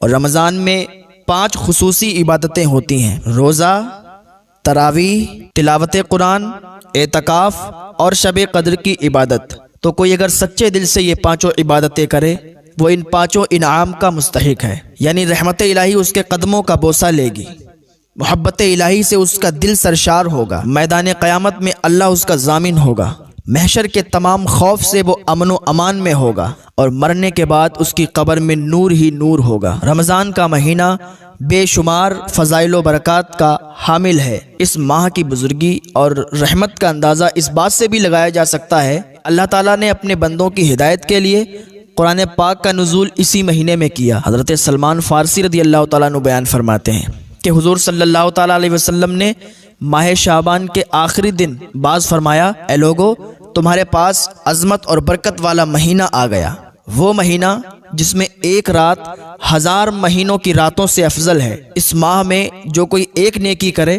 تو اس کو 70 نیکیوں کا ثواب دیا جائے گا۔ فرمایا اس مہینے میں نیکیاں بڑھ جاتی ہیں، اعمال کی کھیتی ہری بھری ہو جاتی ہے۔ جیسے کہ ہر چیز کے لیے بڑھنے پھلنے پھولنے کے لیے ایک موسم ہوتا ہے، اس طرح اس ماہ میں رحمت الہی کی برسات ہوتی ہے، جس سے اعمال کی کھیتیاں سرسبز و شاداب ہو جاتی ہیں، نیکیاں بڑھنے پھلنے اور پھولنے لگتی ہیں۔ موجودہ حال میں ہم دیکھتے ہیں کہ بڑی بڑی کمپنیاں سال میں 1-2 آفر دیا کرتی ہیں کہ اگر آپ ریچارج کروائیں گے تو آپ کو اتنا آفر دیا جائے گا، کہ اگر آپ 300 والا ریچارج کروائیں گے تو آپ کو 150 کا پڑ جائے گا، اگر آپ 150 والا ریچارج کروائیں گے آپ کو 100 روپے کا پڑ جائے گا۔ تو اس طریقے سے موجودہ حالات جو چل رہے ہیں، کمپنیاں آفر دیتی ہیں اور ہم لوگ انہی آفروں میں لگے ہوئے ہیں، ہم لوگ انہی آفروں کے پیچھے بھاگتے رہتے ہیں، ایک دوسرے کو شیئر کرتے رہتے ہیں، ادھر بھیجتے ہیں ادھر دوستوں میں شیئر کرتے ہیں، آفرز کے پیچھے لگے ہوئے ہیں۔ مگر افسوس کہ ہم اس شاندار عظیم خدائی آفرز سے بے خبر ہوتے ہیں جو اللہ رب العزت کی جانب سے ہمیں رمضان کی شکل میں عطا کیا گیا ہے۔ فرمایا یہ مہینہ صبر کا ہے اور صبر کا بدلہ جنت ہے۔ اس ماہ میں مومن کا رزق بڑھا دیا جاتا ہے۔ اس مہینے میں اگر کوئی روزہ دار کو افطار کرائے تو اس کے گناہوں کے لیے یہ مغفرت ہے، اس کی گردن آگ سے آزاد کر دی جائے گی اور اس روزہ افطار کرانے والے کو بھی ویسا ہی ثواب ملے گا جیسا روزہ رکھنے والے کو ثواب ملتا ہے، اور روزہ دار کے ثواب میں کوئی کمی نہیں ہوگی۔ صحابہ اکرام نے حضور صلی اللہ تعالیٰ علیہ وسلم سے عرض کیا، یا رسول اللہ صلی اللہ تعالیٰ علیہ وسلم، ہم میں سے ہر کوئی اتنا طاقتور نہیں ہے مالی اعتبار سے کہ افطار کرائے۔ فرمایا یہ ثواب ہر اس شخص کو ملے گا جو 1 گھونٹ پانی یا 1 کھجور سے ہی افطار کرا دے، یعنی کوئی اتنا مالدار نہیں ہے کہ وہ اعلیٰ انتظام کرے، بڑا انتظام کرے روزہ افطار کرانے کے لیے، مالدار کوئی نہیں ہے، نہیں کر سکتا ہے، تو وہ 1 کھجور یا 1 گھونٹ پانی ہی کسی روزہ دار کو دے دے اور اس کا افطار کرا دے تو اس کو ویسا ہی ثواب ملے گا جیسا بہت بڑا انتظام کرنے والے کو ثواب ملے گا اور روزہ دار کو ثواب ملے گا، ویسے ہی 1 گھونٹ پانی یا 1 کھجور سے افطار کرانے والے کو بھی ملے گا۔ حضور صلی اللہ تعالیٰ علیہ وسلم نے ارشاد فرمایا کہ جو کسی روزہ دار کو پیٹ بھر کے کھانا کھلا دے گا تو اللہ تعالیٰ اسے میرے حوض کوثر سے سیراب فرمائے گا۔ حضور صلی اللہ تعالیٰ علیہ وسلم نے ارشاد فرمایا کہ جو شخص ماہ رمضان میں حلال کمائی سے کسی کو روزہ افطار کرائے تو ماہ رمضان میں تمام فرشتے اس کے لیے بخشش کی دعا کرتے ہیں، اور فرشتوں کے سردار حضرت جبریل علیہ السلام اس کے لیے شب قدر میں دعائے استغفار کرتے ہیں اور اس سے مصافحہ کرتے ہیں۔ اب ذرا سوچیں کہ ہم کسی سے دعا کے لیے کہتے ہیں حضرت ہمارے لیے دعا کر دیں، حضور ہمارے لیے دعا کر دیں، ہم لوگوں سے دعا کے لیے کہتے ہیں، لیکن اللہ تعالیٰ اپنے فرشتوں سے ہمارے لیے دعا کروا رہا ہے، فرشتے ہمارے لیے دعا کر رہے ہیں۔ جب بتائیں فرشتے دعا کر رہے ہیں تو وہ دعا کیسے نہیں قبول ہوگی؟ اس مہینے میں 3 عشرے ہوتے ہیں، عشرہ 10 دن کو کہتے ہیں۔ فرمانے علی شان ہے یہ وہ مہینہ ہے جس کا پہلا عشرہ رحمت کا ہے، اور دوسرا عشرہ مغفرت کا ہے، اور تیسرا عشرہ جہنم سے آزادی کا ہے۔ علماء کرام فرماتے ہیں یوں تو پورا مہینہ ہی عظمت، برکت، رحمت کا ہے، مگر اس ماہ کا آخری عشرہ بے شمار خصوصیات کی بنا پر بڑی اہمیت کا حامل ہے۔ یہی عشرہ تو جہنم سے آزادی کا پروانہ لیے ہوئے ہے۔ یہی وہ عشرہ ہے جس میں ایک رات شب قدر کی ہے جو 1000 راتوں سے افضل ہے۔ رمضان کا یہ عشرہ اپنے اندر 4 خصوصیات رکھتا ہے۔ اسی عشرے کی شب قدر میں قرآن کا نزول ہوا۔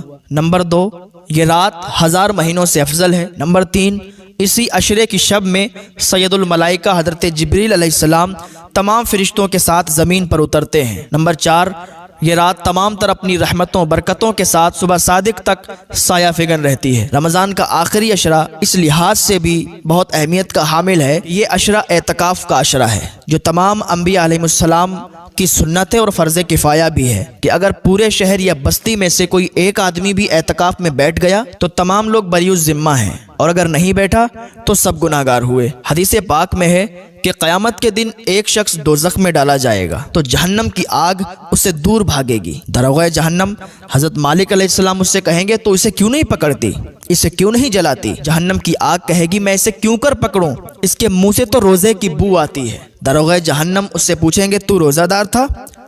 وہ کہے گا ہاں، تو آپ کہیں گے اسی لیے جہنم کی آگ تجھے نہیں جلاتی۔ قیامت میں رمضان اور قرآن روزے دار کی شفاعت کریں گے۔ رمضان اللہ کی بارگاہ میں کہے گا میں نے اسے دن میں کھانے پینے سے روکے رکھا تھا۔ قرآن اللہ کی بارگاہ میں عرض کرے گا اے پروردگار میں نے اسے رات میں تراویح کے ذریعے، تلاوت قرآن کے ذریعے سونے سے روکے رکھا تھا۔ اللہ تعالیٰ رمضان اور قرآن کی شفاعت قبول کرے گا اور روزہ دار کو جنت عطا فرمائے گا۔ اللہ تعالیٰ فرماتا ہے جو شخص ایمان اور اخلاص کے ساتھ روزے رکھے اللہ تعالیٰ اس کے پچھلے گناہ بخش دیتا ہے۔ اور اللہ تعالیٰ کو یہ عمل اتنا پسند ہے کہ حضرت سلیمان علیہ السلام اللہ کے نبی ہیں، پوری دنیا پر جن کی حکومت تھی، حضرت سلیمان علیہ السلام کا لشکر جا رہا تھا تو چیوٹیوں کی ملکہ 3 میل دور سے بولی اپنی برادری کی چیوٹیوں سے کہ سلیمان کا لشکر آ رہا ہے، تم لوگ اپنے اپنے بلوں میں داخل ہو جاؤ، اپنے اپنے سوراخوں میں داخل ہو جاؤ، کہیں ایسا نہ ہو کہ سلیمان کے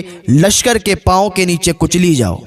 ہاں، یہ وہ اپنی برادری کو گائیڈ کر رہی ہے، اپنی برادری کو نصیحت کر رہی ہے، ہاں اپنی قوم کو نصیحت کر رہی ہے۔ اور اللہ تعالیٰ کو چیوٹی کی یہ نصیحت اتنی پسند آئی کہ اللہ نے قرآن میں سورہ نمل چیوٹی کے نام سے سورت نازل فرما دی۔ تو بتائیں کہ چیوٹی نے جب اپنی برادری والوں کو نصیحت کی، اپنی قوم کو نصیحت کی، تو اللہ نے قرآن میں سورت نازل فرما دی۔ تو بندے اگر ایک دوسرے کو نصیحت کریں گے تو اللہ تعالیٰ کو یہ عمل کتنا پسند آئے گا، اللہ تعالیٰ کتنا راضی ہوگا کہ اس کے بندے آپس میں نصیحت کرتے ہیں۔ ہاں، تو نصیحت اللہ تعالیٰ کو بہت زیادہ پسند ہے کہ اس کے بندے آپس میں نصیحت کرتے رہیں۔ ہاں، حضرت امام باقر صادق رضی اللہ تعالیٰ عنہ، ان کی نصیحتیں یہ تھیں اپنے بیٹے کے لیے، کس کے لیے؟ حضرت امام جعفر صادق رضی اللہ تعالیٰ عنہ کے لیے۔ حضرت امام جعفر صادق فرماتے ہیں کہ میرے ابا نے مجھے نصیحتیں کی کہ بیٹا 5 قسم کے لوگوں سے دور رہنا، اگر ان کے ساتھ چلنا بھی پڑے نا تو راستہ تبدیل کرنا، ان کے ساتھ چلنا بھی پڑے تو مت چلنا، راستہ بدل دینا۔ حضرت امام جعفر صادق عرض کرتے ہیں ابا اپنے والد سے، حضرت امام باقر صادق رضی اللہ تعالیٰ عنہ سے، کہ ابا 5 قسم کے لوگ کون کون ہیں؟ تو حضرت امام باقر فرماتے ہیں کہ بیٹا پہلی قسم کا وہ شخص ہے جو بے وقوف ہے، یعنی بے وقوف سے کبھی دوستی مت کرنا، بے وقوف سے کبھی رشتہ مت قائم کرنا، کبھی اس کے ساتھ مت رہنا، اس لیے کہ اگر وہ تمہیں فائدہ پہنچانا بھی چاہے گا تب بھی وہ فائدہ نہیں پہنچا پائے گا، وہ تمہیں نقصان ہی پہنچائے گا۔ ہاں، وہ اس کو لگے گا کہ میں فائدہ پہنچا رہا ہوں لیکن حقیقت میں وہ نقصان ہوگا۔ ہاں، کہاوت ایک انسان کا ایک بیوقوف دوست بن گیا تھا، وہ گھر پہ لے آیا، اس کے ساتھ رہنے لگا۔ ایک دن وہ سو رہا تھا اور اس کا بیوقوف دوست پنکھا جل رہا تھا۔ پنکھا جل رہا تھا، اتنے میں کیا دیکھا کہ ایک مکھی آ کے اس کی ناک پر بیٹھ گئی۔ اب اس نے مکھی کو ہٹایا، وہ اڑ گئی، پھر آ کے پھر بیٹھ گئی، پھر اس کو اڑایا، پھر اڑ گئی، پھر بیٹھ گئی۔ اس کو غصہ آ گیا کہ یار میں اس کو ہٹا رہا ہوں، یہ پھر آ کے بیٹھ جا رہی ہے۔ وہ تھا بیوقوف، اس نے کیا کیا، کہا ابھی اس کا علاج کرتے ہیں۔ بڑا سا پتھر اٹھایا اور اٹھانے کے بعد دے مارا، وہ اس کی ناک پھوٹی، منہ پھوٹا، بھیجا نکل گیا، وہ اس کا کام تمام ہو گیا۔ اس نے تو اپنی سمجھ میں بہت اچھا کام کیا کہ مکھی کو مار رہے ہیں، لیکن عقل اتنی نہیں تھی کہ مکھی تو اڑ جائے گی اور اس کا بھیجا باہر آ جائے گا، اس کا منہ پھوٹ جائے گا، تو اسی لیے منع کیا گیا ہے۔ علماء فرماتے ہیں بے وقوف دوست سے عقل مند دشمن بہتر ہے۔ تو حضرت امام باقر رضی اللہ تعالیٰ عنہ نے فرمایا بیٹا بے وقوف کے ساتھ کبھی دوستی مت کرنا۔ دوسرا فرمایا کہ کبھی جھوٹے کے ساتھ دوستی مت کرنا، اس لیے کہ جھوٹا تمہیں ایک لقمے میں بیچ ڈالے گا، وہ دور کو قریب اور قریب کو دور بتائے گا، جس سے تمہیں صحیح حقیقت کا پتہ نہیں چل پائے گا۔ تو کبھی بھی جھوٹے سے دوستی مت کرنا۔ حضور صلی اللہ تعالیٰ علیہ وسلم کے پاس ایک انسان آیا اور کہنے لگا یا رسول اللہ صلی اللہ تعالیٰ علیہ وسلم، میرے اندر 4 بری عادتیں ہیں، ایک تو میں چوری کرتا ہوں، دوسرا میں بدکاری کرتا ہوں، تیسرا میں شراب پیتا ہوں، اور چوتھا میں کے پاس اس لیے آیا ہوں کہ آپ مجھے ہدایت فرمائیں، نصیحت فرمائیں کسی ایک چیز کے لیے، ایک چیز چھوڑنے کو کہیں گے نا میں چھوڑ دوں گا۔ حضور صلی اللہ تعالیٰ علیہ وسلم نے اس کو اپنے پاس بٹھایا اور کہا تو صرف جھوٹ بولنا چھوڑ دے۔ اس نے کہا ٹھیک ہے حضور جھوٹ نہیں بولوں گا۔ گھر چلا گیا، رات ہوئی، قدم نکلے باہر، قدم بڑھائے چوری کرنے کے لیے کہ لاؤ چوری کر کے آتے ہیں۔ جیسے ہی بڑھا اس کو حضور کی نصیحت یاد آ گئی کہ حضور نے مجھے نصیحت فرمائی تھی کہ جھوٹ مت بولنا۔ تو بس سوچنے لگا کہ یار کل جب جائیں گے حضور کی بارگاہ میں تو حضور ظاہر سی بات ہے مجھ سے پوچھیں گے کہ تم نے رات کیا کیا، اور مجھے بتانا پڑے گا کہ میں نے چوری کی، اور جب بتاؤں گا تو پکڑا جاؤں گا، پھر سزا ہوگی۔ تو بڑھتے ہوئے قدم روک لیے کہ نہیں چوری نہیں کرنے جاؤں گا۔ پھر اس نے تھوڑی دیر کے بعد سوچا لاؤ شراب پی لیتے ہیں، بدکاری کر لیتے ہیں۔ جیسے یہ کام کرنا شروع کیا فوراً اسے حضور کی نصیحت یاد آ گئی کہ حضور نے فرمایا جھوٹ نہیں بولنا، اور کل اگر حضور نے پوچھ لیا کہ کل کیا کیا تھا تو بتانا پڑ جائے گا کہ شراب پی تھی، بدکاری کی تھی، تو گناہ پکڑ جائے گا، اور بات پتہ چل جائے گی تو پھر سزا ہوگی۔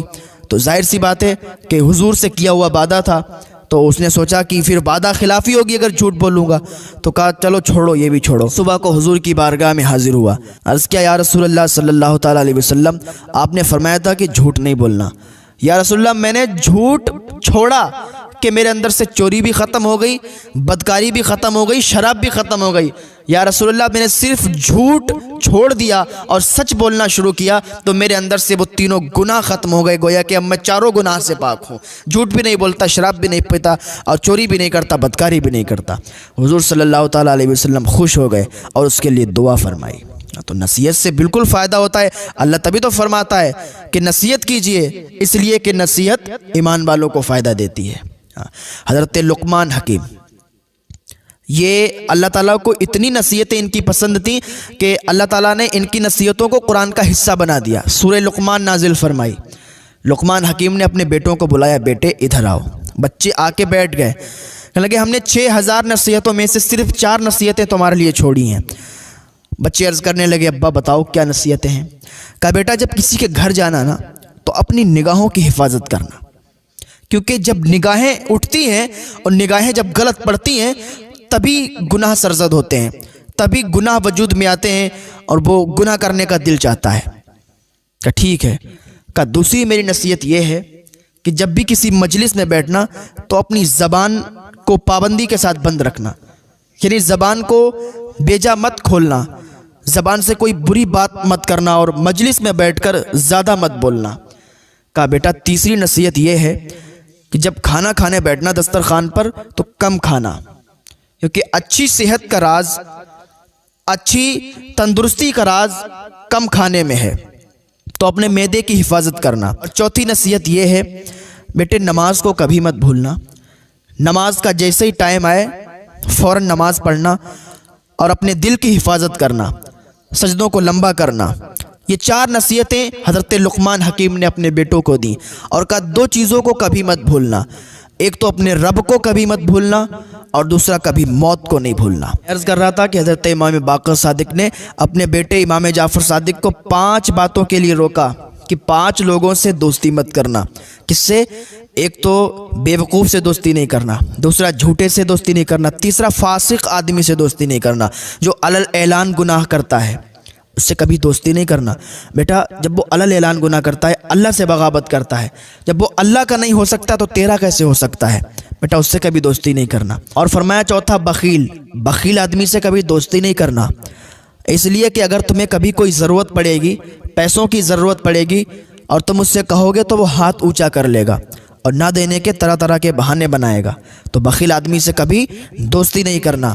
بخیل اللہ سے دور، جنت سے دور، لوگوں سے دور، اور سخی اللہ سے قریب، جنت سے قریب، لوگوں سے قریب۔ ہاں، علماء فرماتے ہیں کہ بخیل وہ ہے جو خود کھائے اور دوسروں کو نہ کھلائے، سخی وہ ہے جو خود بھی کھائے اور دوسروں کو بھی کھلائے، اور جود وہ ہے جو خود بھوکا رہے اور دوسروں کو کھلائے۔ تو میرے آقا صلی اللہ تعالیٰ علیہ وسلم کے جود و کرم کا کیا کہنا؟ اعلیٰ حضرت فرماتے ہیں واہ کیا جود و کرم ہے شہ بتہا تیرا، نہیں سنتا ہی نہیں مانگنے والا تیرا۔ مولا کائنات حضرت علی رضی اللہ تعالیٰ عنہ کوفہ میں جاتے ہیں، لوگ کہتے ہیں حضرت حاتم طائی بڑا ہی سخی آدمی تھا، اس کے 10 دروازے تھے، ایک ہی فقیر 10 دروازوں پر بار بار آتا تو وہ بار بار نوازتا، بار بار اسے دیتا، اور یہ بھی نہیں پوچھتا کہ تو پہلے دروازے پر آیا ہے، تو پہلے بھیک لے چکا ہے، تو پہلے یہاں سے خیرات لے چکا ہے۔ حضرت علی فرماتے میں اسے کنجوسی کہوں گا، میں اسے سخاوت نہیں کہوں گا، یہ تو کنجوسی ہوئی کہ جب وہ پہلے دروازے پر لینے گیا تو اس کا پیٹ نہیں بھرا، اس کی ضرورت پوری نہیں ہوئی، اسی لیے وہ 10 دروازوں پر بار بار جا رہا ہے اور بار بار مانگ رہا ہے۔ اگر تمہیں سخاوت دیکھنی ہے نا تو میرے آقا صلی اللہ تعالیٰ علیہ وسلم کی دیکھو کہ اگر ایک بار آپ سے کسی نے سوال کیا تو آپ نے اتنا نواز دیا کہ پوری زندگی اسے مانگنے کی ضرورت نہیں پڑی۔ ہاں، تو یہ میرے آقا صلی اللہ تعالیٰ علیہ وسلم کی سخاوتیں ہیں۔ پھر حضرت امام باقر رضی اللہ تعالیٰ عنہ نے فرمایا 5واں وہ شخص کہ جو جلدی رشتہ داری توڑ دیتا ہے، تھوڑی سی بات ہو گئی رشتہ داری توڑ دی، ذرا سی بات میں رشتہ ناتا سب ختم کر دیتا ہے، تو بیٹے اس سے کبھی دوستی مت کرنا جو جلدی سے رشتہ توڑ دیتا ہو، جلدی رشتہ ناتا ختم کر دیتا ہو۔ تو میں عرض کر رہا تھا کہ نصیحت کیجئے، آپس میں ایک دوسرے کو نصیحت کیجئے، لیکن آج کا ماحول یہ ایسا ہو گیا ہے کہ اگر کسی کو کوئی نصیحت کرتا ہے نا، کچھ اچھی بات بتاتا ہے تو اس کو اچھا نہیں لگتا ہے، وہ کہتا ہے یہ مجھ سے جل رہا ہے، یہ مجھ سے حسد کر رہا ہے، اس کی بنا پر یہ مجھے ایسی بات کہہ رہا ہے۔ لیکن دوسرا اس کو سمجھانے کی کوشش کرتا ہے، اس کو نصیحت کرنے کی کوشش کرتا ہے کہ کاش کہ یہ سمجھ جاتا تو یہ اس کے لیے اچھا ہوتا، لیکن لوگ سمجھنے کی کوشش نہیں کرتے ہیں۔ ایک شخص حضرت ابراہیم بن ادہم رضی اللہ تعالیٰ عنہ کے پاس آیا، کہنے لگا حضور مجھ سے گناہ ہو جاتے ہیں اور میں اللہ سے ڈرتا بھی بہت ہوں، کیا کروں حضور، گناہوں کو چھوڑ نہیں پاتا ہوں، آپ بتائیں مجھے کوئی نصیحت کریں۔ حضرت ابراہیم بن ادہم فرمانے لگے کہ تو اس ملک سے نکل جا، کہیں دوسرے ملک میں چلا جا جہاں اللہ تجھے نہ دیکھے اور جو ملک اللہ کا نہ ہو۔ وہ کہنے لگا حضور ایسا تو کوئی ملک ہی نہیں ہے کہ جہاں میں جاؤں، ہر ملک اللہ کا ہے، ہر زمین اللہ کی ہے، ہر جگہ اللہ کی ہے اور وہ ہر جگہ دیکھتا ہے، ایسا نہیں ہے کہ میں دوسرے ملک میں چلا جاؤں گا مجھے دیکھے گا نہیں، یا اس کا ملک نہیں ہے، ساری کائنات اس کی ہے، ساری زمین اس کی ہے۔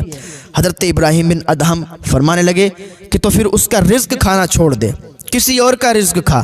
کہنے لگا حضور ایسا تو کبھی نہیں ہو سکتا، یہ رزق اسی کا ہے۔ تو حضرت ابراہیم بن ادہم فرمانے لگے کہ تو رزق بھی اسی کا کھاتا ہے، ملک میں بھی اسی کے رہتا ہے، تو یہ تیرے لیے اچھا ہے کیا کہ جس کے ملک میں رہے اس سے غداری کرے، اس سے بے وفائی کرے، جس کا رزق کھائے اس سے بے وفائی کرے، اس سے غداری کرے۔ پھر حضرت ابراہیم بن ادہم نے فرمایا کہ جب موت کا فرشتہ تیرے پاس آئے نا تو کہہ دینا تھوڑا رک جاؤ، ابھی مجھے ٹائم دے دو، تھوڑا میں یہ کام کر لوں وہ کام کر لوں، تھوڑا سا مجھے مہلت دے دو۔ وہ کہنے لگا حضور یہ بھی تو نہیں ہو سکتا، کیونکہ وہ موت کا فرشتہ ہے نا، وہ ٹائم کا انتظار نہیں دیکھتا ہے، وہ مہلت نہیں دیتا، جب موت لکھی ہوتی ہے فوراً قبض کر لیتا ہے اور چلا جاتا ہے۔ پھر حضرت ابراہیم بن ادہم نے فرمایا کہ تو جب جہنم میں جانے لگے گا تو جہنم کے فرشتوں سے کہنا رک جاؤ مجھے دوزخ میں مت ڈالو، مجھے جنت میں لے چلو۔ کہنے لگا حضور یہ کیسے ہو سکتا ہے؟ وہ جب فیصلہ ہو جائے گا اور مجھے دوزخ کی طرف لے جا رہے ہوں گے، پھر تو میں کتنا بھی گڑ گڑاؤں گا، کتنا بھی روؤں گا، کتنا بھی چلاؤں گا، وہ نہیں سننے والے، اور تو مجھے دوزخ میں ڈال دیں گے، دوزخ کی آگ میں جلائیں گے، دوزخ کی آگ میں دغائیں گے۔ تو حضرت ابراہیم بن ادہم نے فرمایا تیرے لیے کتنی بری بات ہے کہ جس کا رزق کھائے اس سے بے وفائی کرے، جس کے ملک میں رہے اس سے غداری کرے، اور نہ وہ تجھے مہلت دے گا، نہ تجھے دوزخ سے نکال کے جنت میں بھیجے گا تیرے گڑ گڑانے پر۔ تو تیرے لیے کتنی بری بات ہے، اب تو خود سمجھدار ہے تو خود سمجھ لے۔ اتنی بات اس نے جب سنی نا، اتنی نصیحت سنی تو قدموں پہ گر گیا، کہا حضور میں اللہ کی بارگاہ میں توبہ کرتا ہوں، آپ میرے حق میں دعا فرمائیں، میں سارے گناہوں سے توبہ کر رہا ہوں، اور انشاءاللہ آج کے بعد کوئی گناہ نہیں کروں گا، کیونکہ مجھے اب خوف آنے لگا ہے، مجھے میرا دل گھبرانے لگا ہے کہ اللہ کا عذاب بڑا سخت ہے، وہ جب پکڑنے پہ آتا ہے تو پھر کوئی چھٹا ہی نہیں سکتا اسے، ہاں اس کا عذاب بڑا سخت ہے۔ اللہ رحیم ہے، کریم ہے، غفور الرحیم ہے، وہ بخشنے پہ آئے تو اس سے بڑا کوئی بخشنے والا نہیں ہے، کوئی معاف فرمانے والا نہیں ہے۔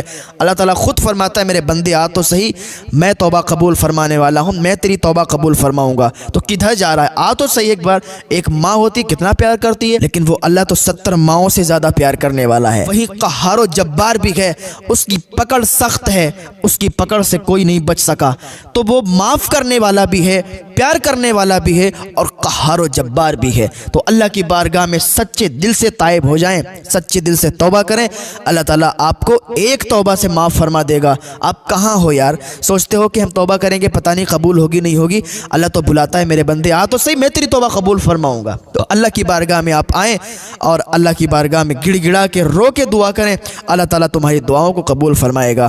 اللہ رب العزت کی بارگاہ میں دعا ہے اللہ ہمیں نیک عمل کرنے کی توفیق عطا فرمائے، اللہ ہمیں ہدایت کی توفیق عطا فرمائے۔ فرمایا جس نے روزہ رکھ کر بھی فسق و فجور اور برائی نہیں چھوڑی، اس کا حال صرف بھوکے پیاسے کے سوا اور کچھ نہیں ہے۔ یعنی روزے کا مقصد ہے برائیوں کو چھوڑ دینا اور تقوی والی زندگی اختیار کرنا۔ آنکھ کا روزہ یہ ہے کہ کوئی حرام چیز نہ دیکھے، کان کا روزہ یہ ہے کہ کوئی بری بات کانوں سے نہ سنے، زبان کا روزہ یہ ہے کہ گالی گلوچ، جھوٹ، غیبت اور چغلی زبان سے نہ نکلے، ہاتھ کا روزہ یہ ہے کہ غلط کام کے لیے نہ اٹھے، پاؤں کا روزہ یہ ہے کہ قدم غلط جگہ اور حرام کی طرف نہ جائے۔ اگر واقعی وہ اپنے تمام اعضاء کو گناہوں سے بچاتا ہے تو صحیح معنوں میں اسے روزے کی برکتیں حاصل ہوں گی، ورنہ حدیث پاک میں آتا ہے کہ بہت سے روزے دار ایسے ہیں کہ ان کو بھوک اور پیاس کے سوا کچھ حاصل نہیں ہوتا۔ ہمیں چاہیے کہ ہم گناہوں سے اپنے آپ کو بچائیں، تبھی عبادت کی سچی لذت ہمیں مل سکتی ہے۔ افسوس کی بات یہ ہے کہ ہم اس مبارک مہینے میں بھی اپنی اصلاح کی کوشش نہیں کر پاتے اور نہ ہی کچھ تبدیلی اپنے اندر لا پاتے ہیں۔ اگر ہم اپنے اندر تقویٰ پیدا نہ کر سکے تو پھر روزوں سے ہمیں کوئی فائدہ حاصل نہیں ہوگا۔ جس روزے میں اور نیک اعمال میں تقویٰ کی بو نہ ہو، وہ نیک اعمال بارگاہ خدا میں قبول نہیں اور نہ ہی ہماری نجات کے ضامن ہے۔ فرمان نبوی صلی اللہ تعالیٰ علیہ وسلم ہے، رمضان شریف کی پہلی رات میں اللہ اپنی مخلوق پر نظر رحمت فرماتا ہے۔ رمضان شریف کا روزہ رکھنے والا صدیقین اور شہداء کا ثواب پاتا ہے۔ رمضان کی ہر ساعت عبادت ہی عبادت ہے۔ مومن کا سونا، جاگنا، کھانا، پینا، اٹھنا، بیٹھنا سب عبادت ہے۔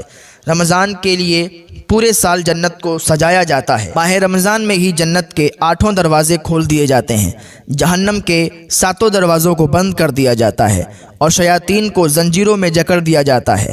شیطان انسان کا کھلا دشمن ہے اور وہ انسان سے ہر وہ کام کروانے کی کوشش کرتا ہے جو انسان کو اللہ تعالیٰ سے دور کر دے۔ اور صرف شیطان ہی انسانی دشمن میں اکیلا نہیں، بلکہ ارواح خبیثہ اور جنات سے ایک گروہ اس کے ساتھ ملا ہوا ہے جنہیں شیاطین کہا جاتا ہے۔ شیاطین کے اس گروہ کو اتنی طاقت حاصل ہے کہ وہ بیک وقت دنیا میں ہر انسان کو دین حق سے غافل کرنے کے لیے پورا زور لگاتا ہے۔ انسانی نفس اور خواہشات پر قبضہ کر کے انسان کو راہ حق سے گمراہ کرنا شیاطین کا سب سے بڑا حربہ ہے۔ مگر رمضان المبارک کی اتنی فضیلت ہے کہ اس مہینے میں شیاطین کے گروہ کو زنجیروں سے جکڑ دیا جاتا ہے تاکہ انسانوں سے برائی سرزد نہ ہو۔ یہاں ایک سوال ذہن میں آتا ہے کہ جب شیاطین کو قید کر دیا جاتا ہے تو آخر لوگوں سے گناہوں کا صدور کیوں ہوتا ہے؟ جواباً صرف اتنا عرض ہے کہ شیطان انسان کو بہکانے میں لگا رہتا ہے، اور انسان بھی شیطان کے چکر میں آ کر گناہ پر گناہ کرتا رہتا ہے۔ اس طرح انسانی ذہن گناہوں کا عادی ہو جاتا ہے، اور ماہ رمضان میں وہ گناہوں سے باز نہیں رہ پاتا، چونکہ ان کا نفس گناہوں پر دلیر ہو چکا ہوتا ہے، لہٰذا وہی نفس ماہ رمضان میں بھی ان کو گناہوں پر ابھارتا رہتا ہے۔ اس طرح رمضان کے مہینے میں جو برائی ہوتی ہے وہ انسانی نفس امارہ جو شیطان کی آماج گاہ خصوصی نشست ہے اس کے ذریعے ہوتی ہے۔ فرمان عالی شان ہے کہ 3 آدمیوں کی دعا رد نہیں ہوتی، ایک عادل اور انصاف پسند بادشاہ کی، دوسرے روزہ دار کی، اور تیسرے مظلوم کی۔ ارشاد ہوتا ہے میں تیری مدد ضرور کروں گا، چاہے کسی مصلحت سے دیر ہی صحیح، مگر مجھے اپنی عزت و جلال کی قسم میں ظالم کو سزا ضرور دوں گا اور مظلوم کی مدد کروں گا۔ حدیث مبارکہ میں آیا ہے کہ افطار کے وقت دعا رد نہیں کی جاتی، بعض اوقات قبولیت دعا میں تاخیر ضرور ہوتی ہے، تو اس سے ذہن میں یہ بات آتی ہے کہ دعا آخر قبول کیوں نہیں ہوتی، جبکہ حدیث پاک میں قبولیت دعا کی بشارت آئی ہے۔ جواباً یہاں صرف اتنا عرض ہے کہ اللہ روزے دار کی ہر جائز دعا قبول فرما کر اس کو تدبیر عمل میں ڈال کر کچھ عرصہ کے لیے موقوف کر دیتا ہے، اور جب وہ عرصہ گزر جاتا ہے تو کام ہونے کے آثار پیدا ہو کر دعا مانگنے والے کے ساتھ آ جاتے ہیں۔ مثال کے طور پر ایک آدمی دعا مانگ رہا ہے، یا اللہ مجھے مالدار بنا دے، حاجی بنا دے۔ اس کی یہ دعا اگرچہ جائز ہے، مگر ایسا نہیں کہ صبح دعا مانگے اور شام کو مالدار ہو جائے، روپیوں کی آسمان سے بارش ہونے لگے، ایسا نہیں ہے، بلکہ کچھ عرصے تک اللہ تعالیٰ اس کو دنیا میں اسباب مہیا فرمائے گا، دنیا میں دولت کمانے کا کچھ تدبیر اس کے ذہن میں ڈالے گا، پھر وہ اس کو عملی طور پر انجام دے گا، کچھ کاروبار کرے گا اور اسی میں اس کو ترقی ہوگی اور مالدار بن جائے گا۔ اس لیے دعا کر کے اس پر امید رکھنا چاہیے، کیونکہ دنیا میں اسباب کے بغیر کچھ نہیں ہوتا۔ سرکار دو عالم صلی اللہ تعالیٰ علیہ وسلم فرماتے ہیں کہ بندے کی دعا 3 باتوں سے خالی نہیں ہوتی، یا تو اس کا گناہ بخشا جاتا ہے، یا اسے دنیاوی فائدہ حاصل ہوتا ہے، یا اس کے لیے آخرت میں بھلائی جمع کی جاتی۔ ایک گاؤں میں ایک نیک آدمی رہا کرتا تھا، بہت زیادہ نیک تھا، عبادت گزار تھا، اللہ کی عبادت کرتا تھا، اور اگر کسی کی مدد کرنا کبھی پڑ جاتی تھی، غریب تھا لیکن کوئی امیر نہیں تھا، غریبوں کی مدد کرنے والا تھا، کہ جو بھی اس کے پاس مال ہوا کرتا تھا اس میں سے غریبوں کی بھی مدد کیا کرتا تھا، اور لوگوں کی طرح نہیں کہ مال ہوتے ہوئے بھی ان کے دروازے سے لوگ بھوکے لوٹ جاتے، لوگوں کی طرح نہیں تھا، نیک تھا، مالدار نہیں تھا، لیکن غریبوں کا خیال رکھنے والا تھا۔ اس کا پڑوسی تھا، وہ اس کا دوست تھا، وہ بھی بہت نیک آدمی تھا۔ تو ایک دن اسے خبر ہوئی کہ اسی کے محلے میں ایک میت ہو گئی، ایک انتقال ہو گیا، ایک بھائی کا جوان بھائی اس سے بچھڑ گیا، ایک بھائی کا جوان بھائی دنیا چھوڑ کر چلا گیا، انتقال ہو گیا۔ چلو اس کے یہاں چلتے ہیں، اس کو کچھ حوصلہ دیتے ہیں، اس کے گھر چلیں گے، اس سے کچھ باتیں کریں گے، اس کو تسلی پہنچے گی، اس کو ٹھنڈک پہنچے گی، اس کو حوصلہ ملے گا، تو اس کو جو غم لگے ہوئے ہیں ان غموں سے تھوڑی دیر کے لیے کچھ نجات ملے گی، ان غموں سے اس کو چھٹکارا ملے گا۔ چل دیے وہ دونوں، وہ اس کا پڑوسی جو تھا وہ بھی اور یہ دونوں لوگ چل دیے، چلتے رہے، اس کا گھر آ گیا۔ جیسے ہی اس کے گھر پہ پہنچے اس کو سلام کیا، اس نے سلام کا جواب نہیں دیا، کیونکہ وہ رو رہا تھا اپنے بھائی کی یاد میں، بھائی کی یاد میں تڑپ رہا تھا، اور بھائی کی محبت تو آپ جانتے ہیں، بھائی بھائی میں کتنا پیار ہوا کرتا ہے۔ یہ الگ بات ہے کہ دنیا کے ماحول میں پڑھ کر آج کے چال چلن میں انسان اپنے بھائی بھائی کا دشمن بن چکا ہے، لیکن ہر کوئی ایک جیسا نہیں ہوتا ہے، ہر کوئی ایک جیسا نہیں ہوتا ہے۔ وہ اپنے بھائی سے بہت زیادہ محبت، بہت زیادہ پیار کرنے والا تھا، بھائی بچھڑ گیا تو بہت رو رہا تھا۔ ان دونوں نے سلام کیا اور کہا ان اللہ مع الصابرین، اللہ تعالیٰ صبر کرنے والوں کے ساتھ ہے، اے میرے بھائی تم صبر کرو، اگر تم صبر کرو گے تو اللہ تمہارا ساتھ دے گا۔ تمہیں اس طرح رونا نہیں چاہیے، کیونکہ دنیا میں جو بھی آیا نا اس کو جانا ہے، ہر انسان کو موت کا مزہ چکھنا ہے، ہر جاندار کو موت کا مزہ چکھنا ہے، ہر جاندار کو مرنا ہے، دنیا میں کسی کو رہنا نہیں ہے۔ میرے بھائی آپ یہاں ہو تو آپ ہمیشہ نہیں رہو گے، آپ بھی چلے جاؤ گے، آپ کے جانے پر آپ کے گھر والے آنسو بہائیں گے اور پھر اپنے اپنے کاموں میں ویست ہو جائیں گے، اپنے اپنے کاموں میں بزی ہو جائیں گے۔ لوگوں نے اسے تسلی دی، لیکن وہ اتنی تیزی کے ساتھ رو رہا تھا کہ ان لوگوں کی بات اس نے سنی نہیں، اس کو اثر نہیں ہوا۔ ان دونوں نے اس کے ہاتھ پکڑ کر اسے جھیٹا، کہا میرے بھائی اللہ کے واسطے مت رو، اتنا رونا اچھا نہیں ہے صحت کے لیے، جتنا زیادہ رو گے تم بھی اتنی زیادہ پریشانی ہوگی تمہیں. مت رو، جو ہونا تھا وہ ہو گیا، اب جانے والا کبھی واپس نہیں آئے گا. اعلیٰ حضرت فرماتے ہیں جانے والوں پہ یہ رونا کیسا، بندہ ناشاد ہے کیا ہونا ہے، جو چلا گیا اب نہیں آئے گا. تو تمہیں رونا تمہارا بیکار ہے. غم ہے، مجھے معلوم ہے کہ بھائی کے جانے پر کتنا غم ہوتا ہے، اپنے قریبی کے جانے پر کتنا غم ہوتا ہے، لیکن اس غم کو لے کر بیٹھ جانا یہ اچھی بات نہیں ہے.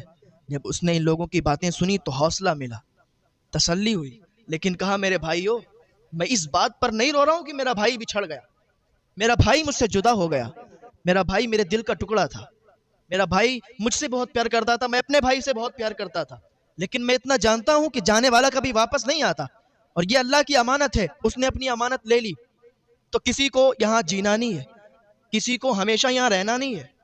تو ان دونوں نے کہا کہ میرے بھائی، جب آپ کو یہ سب معلوم ہے تو پھر کیوں روتے ہو، کیوں اتنی تیزی کے ساتھ رو رہے ہو کہ آپ میری بات نہیں سن رہے ہو؟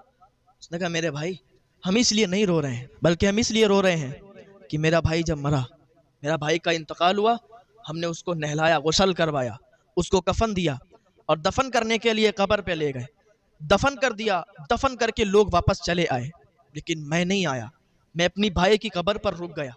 تھوڑی دیر قبر پر رکا تو میرے بھائی کی قبر سے ایک دم چیخنے کی آواز آئی کہ مجھے باہر نکالو، مجھے باہر نکالو میرے بھائی، مجھے یہاں بہت تکلیف ہے. جب میں نے اپنی بھائی کی آواز سنی تو میں سمجھا کہ میرا بھائی زندہ ہو گیا. میں نے سوچا کہ میرے بھائی کو ابھی موت نہیں آئی، ہو سکتا ہے کہ میرا بھائی زندہ ہو گیا. میں نے قبر کو کھودنا شروع کر دیا. جب میں نے قبر کو کھودنا شروع کیا تو آواز آئی، اے بندے، تو قبر کو کھود نہیں سکتا، اے شخص تو قبر کو کھود نہیں سکتا. یہ اللہ کے رازوں میں سے ایک راز ہے، اس کو پوشیدہ رہنے دے، اس کو باہر مت کر، اس قبر کو مت کھود، لہٰذا تو یہاں سے چلا جا. میں نے جلدی سے جب یہ آواز سنی تو جلدی سے اس قبر کو ویسے ہی بند کر دیا، اور پھر میں چلنے لگا. اور جب میں چلنے لگا تو پھر آواز آئی، میرے بھائی نے مجھے پکارا اور کہا میرے بھائی مجھے باہر نکال لو، مجھے باہر نکالو، مجھے یہاں بہت تکلیف ہے. میں پھر بھاگا اور پھر میں نے قبر کو کھودنا شروع کیا. جیسے ہی میں نے قبر کو کھودنا شروع کیا پھر آواز آئی کہ اے شخص، تجھے سمجھ میں نہیں آتا کہ تجھے یہ قبر کھودنی نہیں ہے، تو قبر مت کھود، یہاں سے چلا جا. میں جلدی سے قبر کو بند کیا، واپس آیا. جیسے ہی پلٹا تو پھر آواز آئی کہ میرے بھائی مجھے نکال لے. میں نے سوچا کہ شاید کہ میرا بھائی زندہ ہے اور اسی لیے مجھے بار بار پکار رہا ہے، ورنہ یہ مرنے والا کس طریقے سے پکار سکتا ہے؟ اس لیے کہ میرا بھائی یہاں پر زندہ ہے، اگر وہ زندہ ہے تو میں اس کو نکالوں گا. تیسری بار میں گیا، میں نے قبر کو کھودا، آواز آئی کہ مت کھود، لیکن میں کھودتا رہا. جیسے ہی میں نے تختہ پلٹا، قبر میں جو تختہ لگا تھا میں نے ہٹایا تو میں نے کیا دیکھا کہ میرے بھائی کو قبر میں شدید عذاب ہو رہا تھا. اس کے جسم پر کیڑے ٹے ہوئے تھے، اس کے ہاتھ زنجیروں میں بندھے ہوئے تھے. میں نے جیسے یہ حال دیکھا میں نے سوچا میں اپنے بھائی کو ان زنجیروں سے چھٹکارا دلا دوں، میں اپنے بھائی کو چھڑا لوں. میں نے ان زنجیروں کی طرف ہاتھ بڑھایا، اور جیسے ہی میں نے زنجیروں کی طرف ہاتھ بڑھایا، میرے ہاتھ جیسے ہی زنجیروں میں لگے، زنجیروں میں ٹچ ہونا تھا، جیسے ہی میرا ہاتھ زنجیروں میں ٹچ ہوا کہ میری انگلیاں کتر گئیں. اتنا شدید عذاب ہو رہا تھا اس پر، اور وہ زنجیریں اتنی تیز گرم تھیں کہ میں نے جیسے ہی ہاتھ لگایا میری انگلیاں کتر گئیں. اس نے چادر ہٹائی، کا دیکھو میری انگلیاں کتری ہوئی ہیں. باقی اس کی انگلیاں کتری ہوئی تھیں. کہا اتنی شدید مجھے تکلیف ہوئی کہ زندگی میں کبھی بھی اتنا درد مجھے نہیں ہوا تھا جتنا اس دن مجھے درد ہوا. میں نے ترنت تختہ پلٹا، مٹی ڈالی اور میں گھر پر واپس آ گیا. اس دن سے میں رو رہا ہوں، میں چیخ رہا ہوں، میں تڑپ رہا ہوں کہ آخر میرے بھائی کو یہ عذاب کیوں دیا جا رہا ہے، آخر میرے بھائی کو اتنی شدید تکلیف میں کیوں رکھا گیا ہے. میں وہ بات سوچ سوچ کر رو رہا ہوں، کیونکہ مجھے اپنے بھائی سے بہت پیار تھا، مجھے اپنے بھائی کا یہ درد سہا نہیں جاتا. تو یہ جو دو شخص تھے اللہ کے نیک بندے، انہوں نے کہا اچھا مجھے یہ بتائیں کہ تمہارا بھائی وہ کرتا کیا تھا، کیا تمہیں ایسا کوئی جرم اس کا پتا ہے کہ جو وہ دنیا میں رہ کر کیا کرتا تھا؟ کیا تمہیں ایسا کوئی گناہ اس کا پتا ہے کہ وہ دنیا میں رہتا تھا اور کرتا تھا تمہارے سامنے؟ اس نے کہا ہاں، میرا بھائی 3 گناہ کیا کرتا تھا، 3 جرم کیا کرتا تھا. کہا اچھا کون سے گناہ کرتا تھا، کون سے جرم کرتا تھا؟ کہا سب سے پہلی بات تو یہ کہ میرا بھائی مالدار بھی بہت تھا، پیسوں کی کوئی کمی نہیں تھی، لیکن اس کے دروازے پر کوئی اگر غریب آتا تھا تو وہ اس کا مذاق اڑاتا تھا اور مذاق بنا کے اس کو بھگا دیتا تھا. کبھی بھی اس نے غریبوں کی مدد نہیں کی، کبھی بھی اس نے غریب انسان کو اپنے پاس نہیں بٹھایا، کبھی بھی اس نے بھوکے کو کھانا نہیں کھلایا. اور جو انسان بھوکا ہوتا ہے، انسانیت کیا چیز ہے کہ دھرم کوئی بھی ہو، کسی دھرم کا انسان آپ کے پاس آئے، انسانیت یہ ہے کہ اگر وہ بھوکا ہے اور آپ سے کھانا طلب کر رہا ہے تو آپ اس کو کھانا کھلائیں، یہ انسانیت ہے۔ انسان کے اندر اگر انسانیت مر جائے تو انسان جانور بن جاتا ہے۔ انسانیت یہ کہتی ہے کہ کسی دھرم کا انسان آپ کے پاس آئے، اس کی آپ مدد کرو، اگر بھوکا ہے تو اس کو کھانا کھلاؤ، اس کا ایمان اس کی جگہ اپنی جگہ ہے، لیکن انسانیت یہ ہے کہ آپ اس کی مدد کر دو۔ لیکن یہ کسی کی مدد نہیں کرتا تھا۔ اللہ تعالیٰ اس کو کبھی بھی غریب نہیں کرتا، اس کو کبھی بھی بھوکوں سے نہیں مارتا۔ جو بندہ غریبوں کی مدد کرتا ہو، جو بندہ بھوکوں کو کھانا کھلاتا ہو۔ آپ کو میں ایسے ہی بتاؤں کہ غریبوں کی مدد کتنی ضروری ہوتی ہے، کہ غریب لوگوں کی مدد کرنا اگر کوئی کرتا ہے تو اس کے کیا فائدے ہوتے ہیں اور کتنا ثواب ملتا ہے۔ ایسے ہی مجھے ایک واقعہ یاد آیا کہ حضرت فاروق اعظم رضی اللہ تعالیٰ عنہ کا دور تھا، اور اس دوران ایک غریب تھا جو کہ دیہاتی تھا، اس کی جو بیوی تھی وہ پریگننٹ تھی۔ اس کے شدید درد اٹھا، اس کے شوہر کے پاس اتنی دولت نہیں تھی، اتنا مال، اتنے پیسے نہیں تھے کہ وہ علاج کروا لیتا یا اس کے لیے اچھی غذائیں لا کے دیتا، اسے کھلاتا۔ تو اس نے اپنی بیوی سے کہا کہ اے میری شریک حیات، آج میری حیثیت اتنی ہے، آج میں اس قابل نہیں ہوں کہ میں تمہارے لیے اچھی غذائیں لاؤں، میں تمہارے لیے اچھا کھانا لاؤں، اچھے پکوان تمہیں کھلاؤں۔ اس ٹائم جو یہ حمل کا ٹائم ہوتا ہے نا، جو پریگننٹ عورت ہوتی ہے، جو یہ ٹائم ہوتا ہے، اس ٹائم میں عورت کو اچھے اچھے کھانے کھلانے چاہیے، اچھے اچھے پھل کھلانے چاہیے تاکہ اولاد اچھی ہو، بچہ اچھا ہو۔ لیکن اے میری شریک حیات، میں اس قابل نہیں ہوں کہ میں تمہارے لیے سب کروں۔ لیکن ہاں، حضرت عمر فاروق اعظم رضی اللہ تعالیٰ، میں حضرت عمر فاروق اعظم کے پاس جاؤں گا، میں ان سے کہوں گا، وہ رحم دل بھی بہت ہیں، تو ہو سکتا ہے وہ ہماری مدد کر دیں، ہمیں کچھ پیسے دے دیں جس سے میں تمہارے لیے اچھے پکوان لاؤں، تمہارے لیے کچھ میوے لاؤں، تمہارے لیے کچھ اچھا کھانا لاؤں۔ اس نے ایک سوچا کہ چلو حضرت عمر فاروق اعظم کے پاس چلتے ہیں، تو ساتھ میں اپنی بیوی کو لیا۔ اکیلا تھا، بیوی اکیلی رہ جاتی تو پھر اس کی دیکھ بھال کون کرتا، بیوی کو ساتھ میں لیا اور چل دیا۔ چلتے چلتے حضرت عمر فاروق اعظم رضی اللہ تعالیٰ عنہ، بادشاہ وقت، حضرت عمر فاروق اعظم رضی اللہ تعالیٰ عنہ کا گھر تھوڑی دور پر بچا، تھوڑی دور پر رہ گیا۔ اس کی بیوی کے پیٹ میں درد اٹھا، جب درد تیزی کے ساتھ ہوا تو اس کو راستہ چلنا دشوار ہو گیا۔ اس نے کہا اے میرے شوہر، اب میں راستہ اور آگے نہیں چل سکتی۔ اس نے کہا کوئی بات نہیں ہے، وہیں پر خیمہ لگایا اور خیمہ لگا کر پر بیٹھ گیا، آگ جلا لی اور بیوی سے کہنے لگا، اے میری بیوی، اے میری شریک حیات، ایسے موڑ پر ہم لوگ بیٹھے ہیں کہ یہاں تو کوئی نہیں ہے اور رات بھی اتنی ہو چکی ہے کہ اب ہماری مدد کے لیے تو بھی کوئی نہیں آئے گا، بس اللہ پر یقین رکھیں، ہو سکتا ہے کوئی مدد کے لیے آ جائے، کیونکہ ان کے پاس کوئی سامان موجود نہیں تھا، کوئی چیز نہیں تھی۔ بیوی کے پیٹ میں درد بہت شدید ہو رہا تھا۔ خیمہ لگانے کے بعد بیوی کو اس میں لٹا دیا، آگ جلائی اور وہیں پر بیٹھ گیا، اللہ سے دعائیں کرنے لگا۔ حضرت عمر فاروق اعظم وقت کا بادشاہ ہو کے گشت کرتے تھے، لوگوں کی دیکھ بھال کرتے تھے کہ کہیں کوئی بھوکا تو نہیں سو رہا، کہیں کسی پر ظلم تو نہیں کر رہا کوئی۔ تو آپ گشت کے لیے نکلے ہوئے تھے، آپ جا رہے تھے تو راستے میں کیا دیکھا، وہی بدو، وہی دیہاتی خیمے کے اندر اس کی بیوی، اور وہ وہاں پر آگ جلا کر بیٹھا ہوا ہے۔ جانے کے بعد اس سے پوچھا کہ مجھے یہ بتاؤ کہ تمہیں کیا ہوا، کس وجہ سے تم لوگ یہاں پر ٹھہرے ہوئے ہو۔ اس نے کہا یار جاؤ، ایک تو میں ویسے بھی پریشان ہوں، میری بیوی کے پیٹ میں درد ہو رہا، وہ پریگنینٹ ہے، اس کے پیٹ میں درد ہوا تو میں نے خیمہ لگا کے یہاں پر اس کو لٹال دیا۔ اب اتنی رات گئے، کوئی مدد کے لیے بھی نہیں آئے گا اور تم آ کے یہاں پر میرا دماغ خراب کر رہے ہو، چلے جاؤ یار، اپنا کام کرو۔ اس کو نہیں پتا تھا نا یہ حضرت عمر رضی اللہ تعالیٰ عنہ ہے۔ حضرت عمر نے جب اتنا سنا کہ بیوی پریگنینٹ، اس کے پیٹ میں درد ہوتا، تو بھاگے، دوڑے، واپس گھر پہ گئے، بیوی کو جگایا، اے میری شریک حیات، اگر اس رات کے دوسرے پہر تمہیں نیکی کرنے کا موقع ملے تو تم نیکی کرو گی؟ حضرت عمر رضی اللہ تعالیٰ عنہ کی بیوی اٹھی اور کہنے لگی اگر مجھے نیکی کرنے کا موقع رات کے دوسرے تیسرے کسی پہر میں بھی ملے گا تو میں کروں گی، میں نہیں چھوڑوں گی۔ تو حضرت عمر نے کہا اٹھو، جلدی سے سامان لو، اور وہ جو دائی کا سامان ہوتا تھا جس سے بچے کی ولادت کے ٹائم جو یوز ہوتا تھا، سامان لیا، اور لینے کے بعد حضرت عمر کے ساتھ ان کی بیوی آئیں اس کے پاس۔ آنے کے بعد حضرت عمر رضی اللہ تعالیٰ عنہ باہر رہے اور حضرت عمر رضی اللہ تعالیٰ عنہ کی بیوی خیمے کے اندر داخل ہو گئی اور وہ اپنا کام کرنے لگی. اب حضرت عمر کبھی کچھ کام کرتے کبھی کچھ.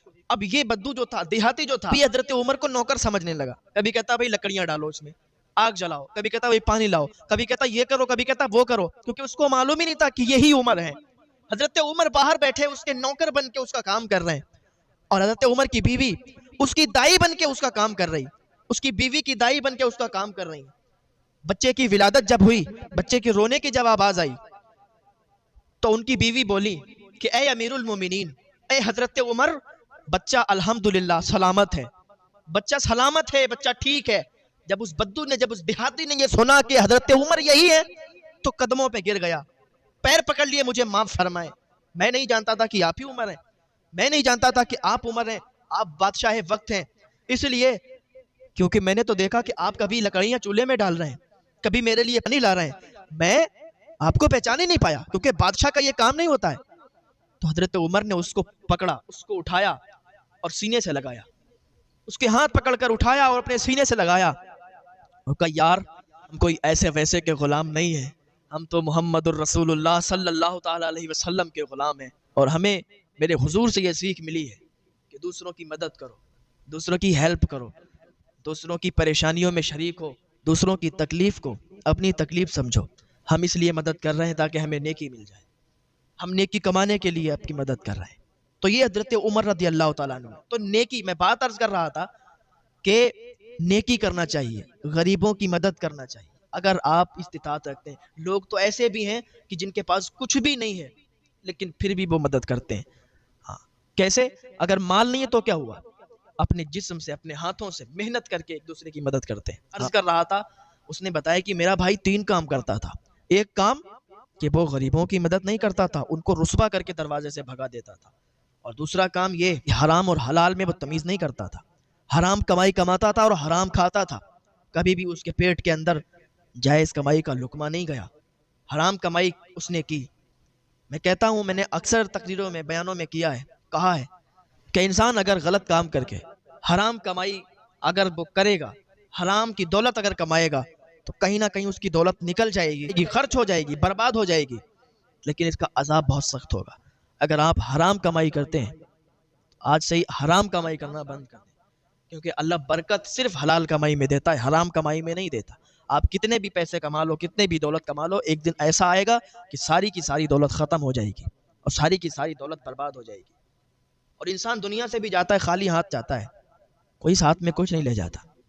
تو اگر آپ حلال کمائی کمائیں گے تو اس میں برکت ہوگی، حرام کمائی سے آپ برباد ہو جائیں گے. تیسرا کام یہ کرتا تھا کہ چغلی بہت کرتا تھا، ایک دوسرے کی چغلی کرتا تھا، 2 لوگوں کو لڑواتا تھا، آپس میں لڑائی کروا دیتا تھا.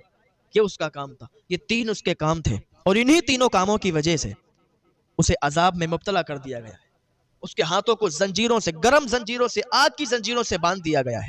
اس کو کیڑے مکوڑے، سانپ بچھو کاٹ کاٹ کر، نوچ نوچ کر کھا رہے ہیں. یہی کام ہے. اللہ کی بارگاہ میں دعا کریں، اللہ کے بندوں، کبھی بھی یہ چغلی آج کل ہمارے معاشرے میں یہ بہت زیادہ ہے، ایک دوسرے کی چغلی، ایک دوسرے کو آپس میں لڑوانا، ایک دوسرے کے لیے بہکانا، ہلسانا، لڑائی کروانا آپس میں بہت زیادہ ہو رہا ہے.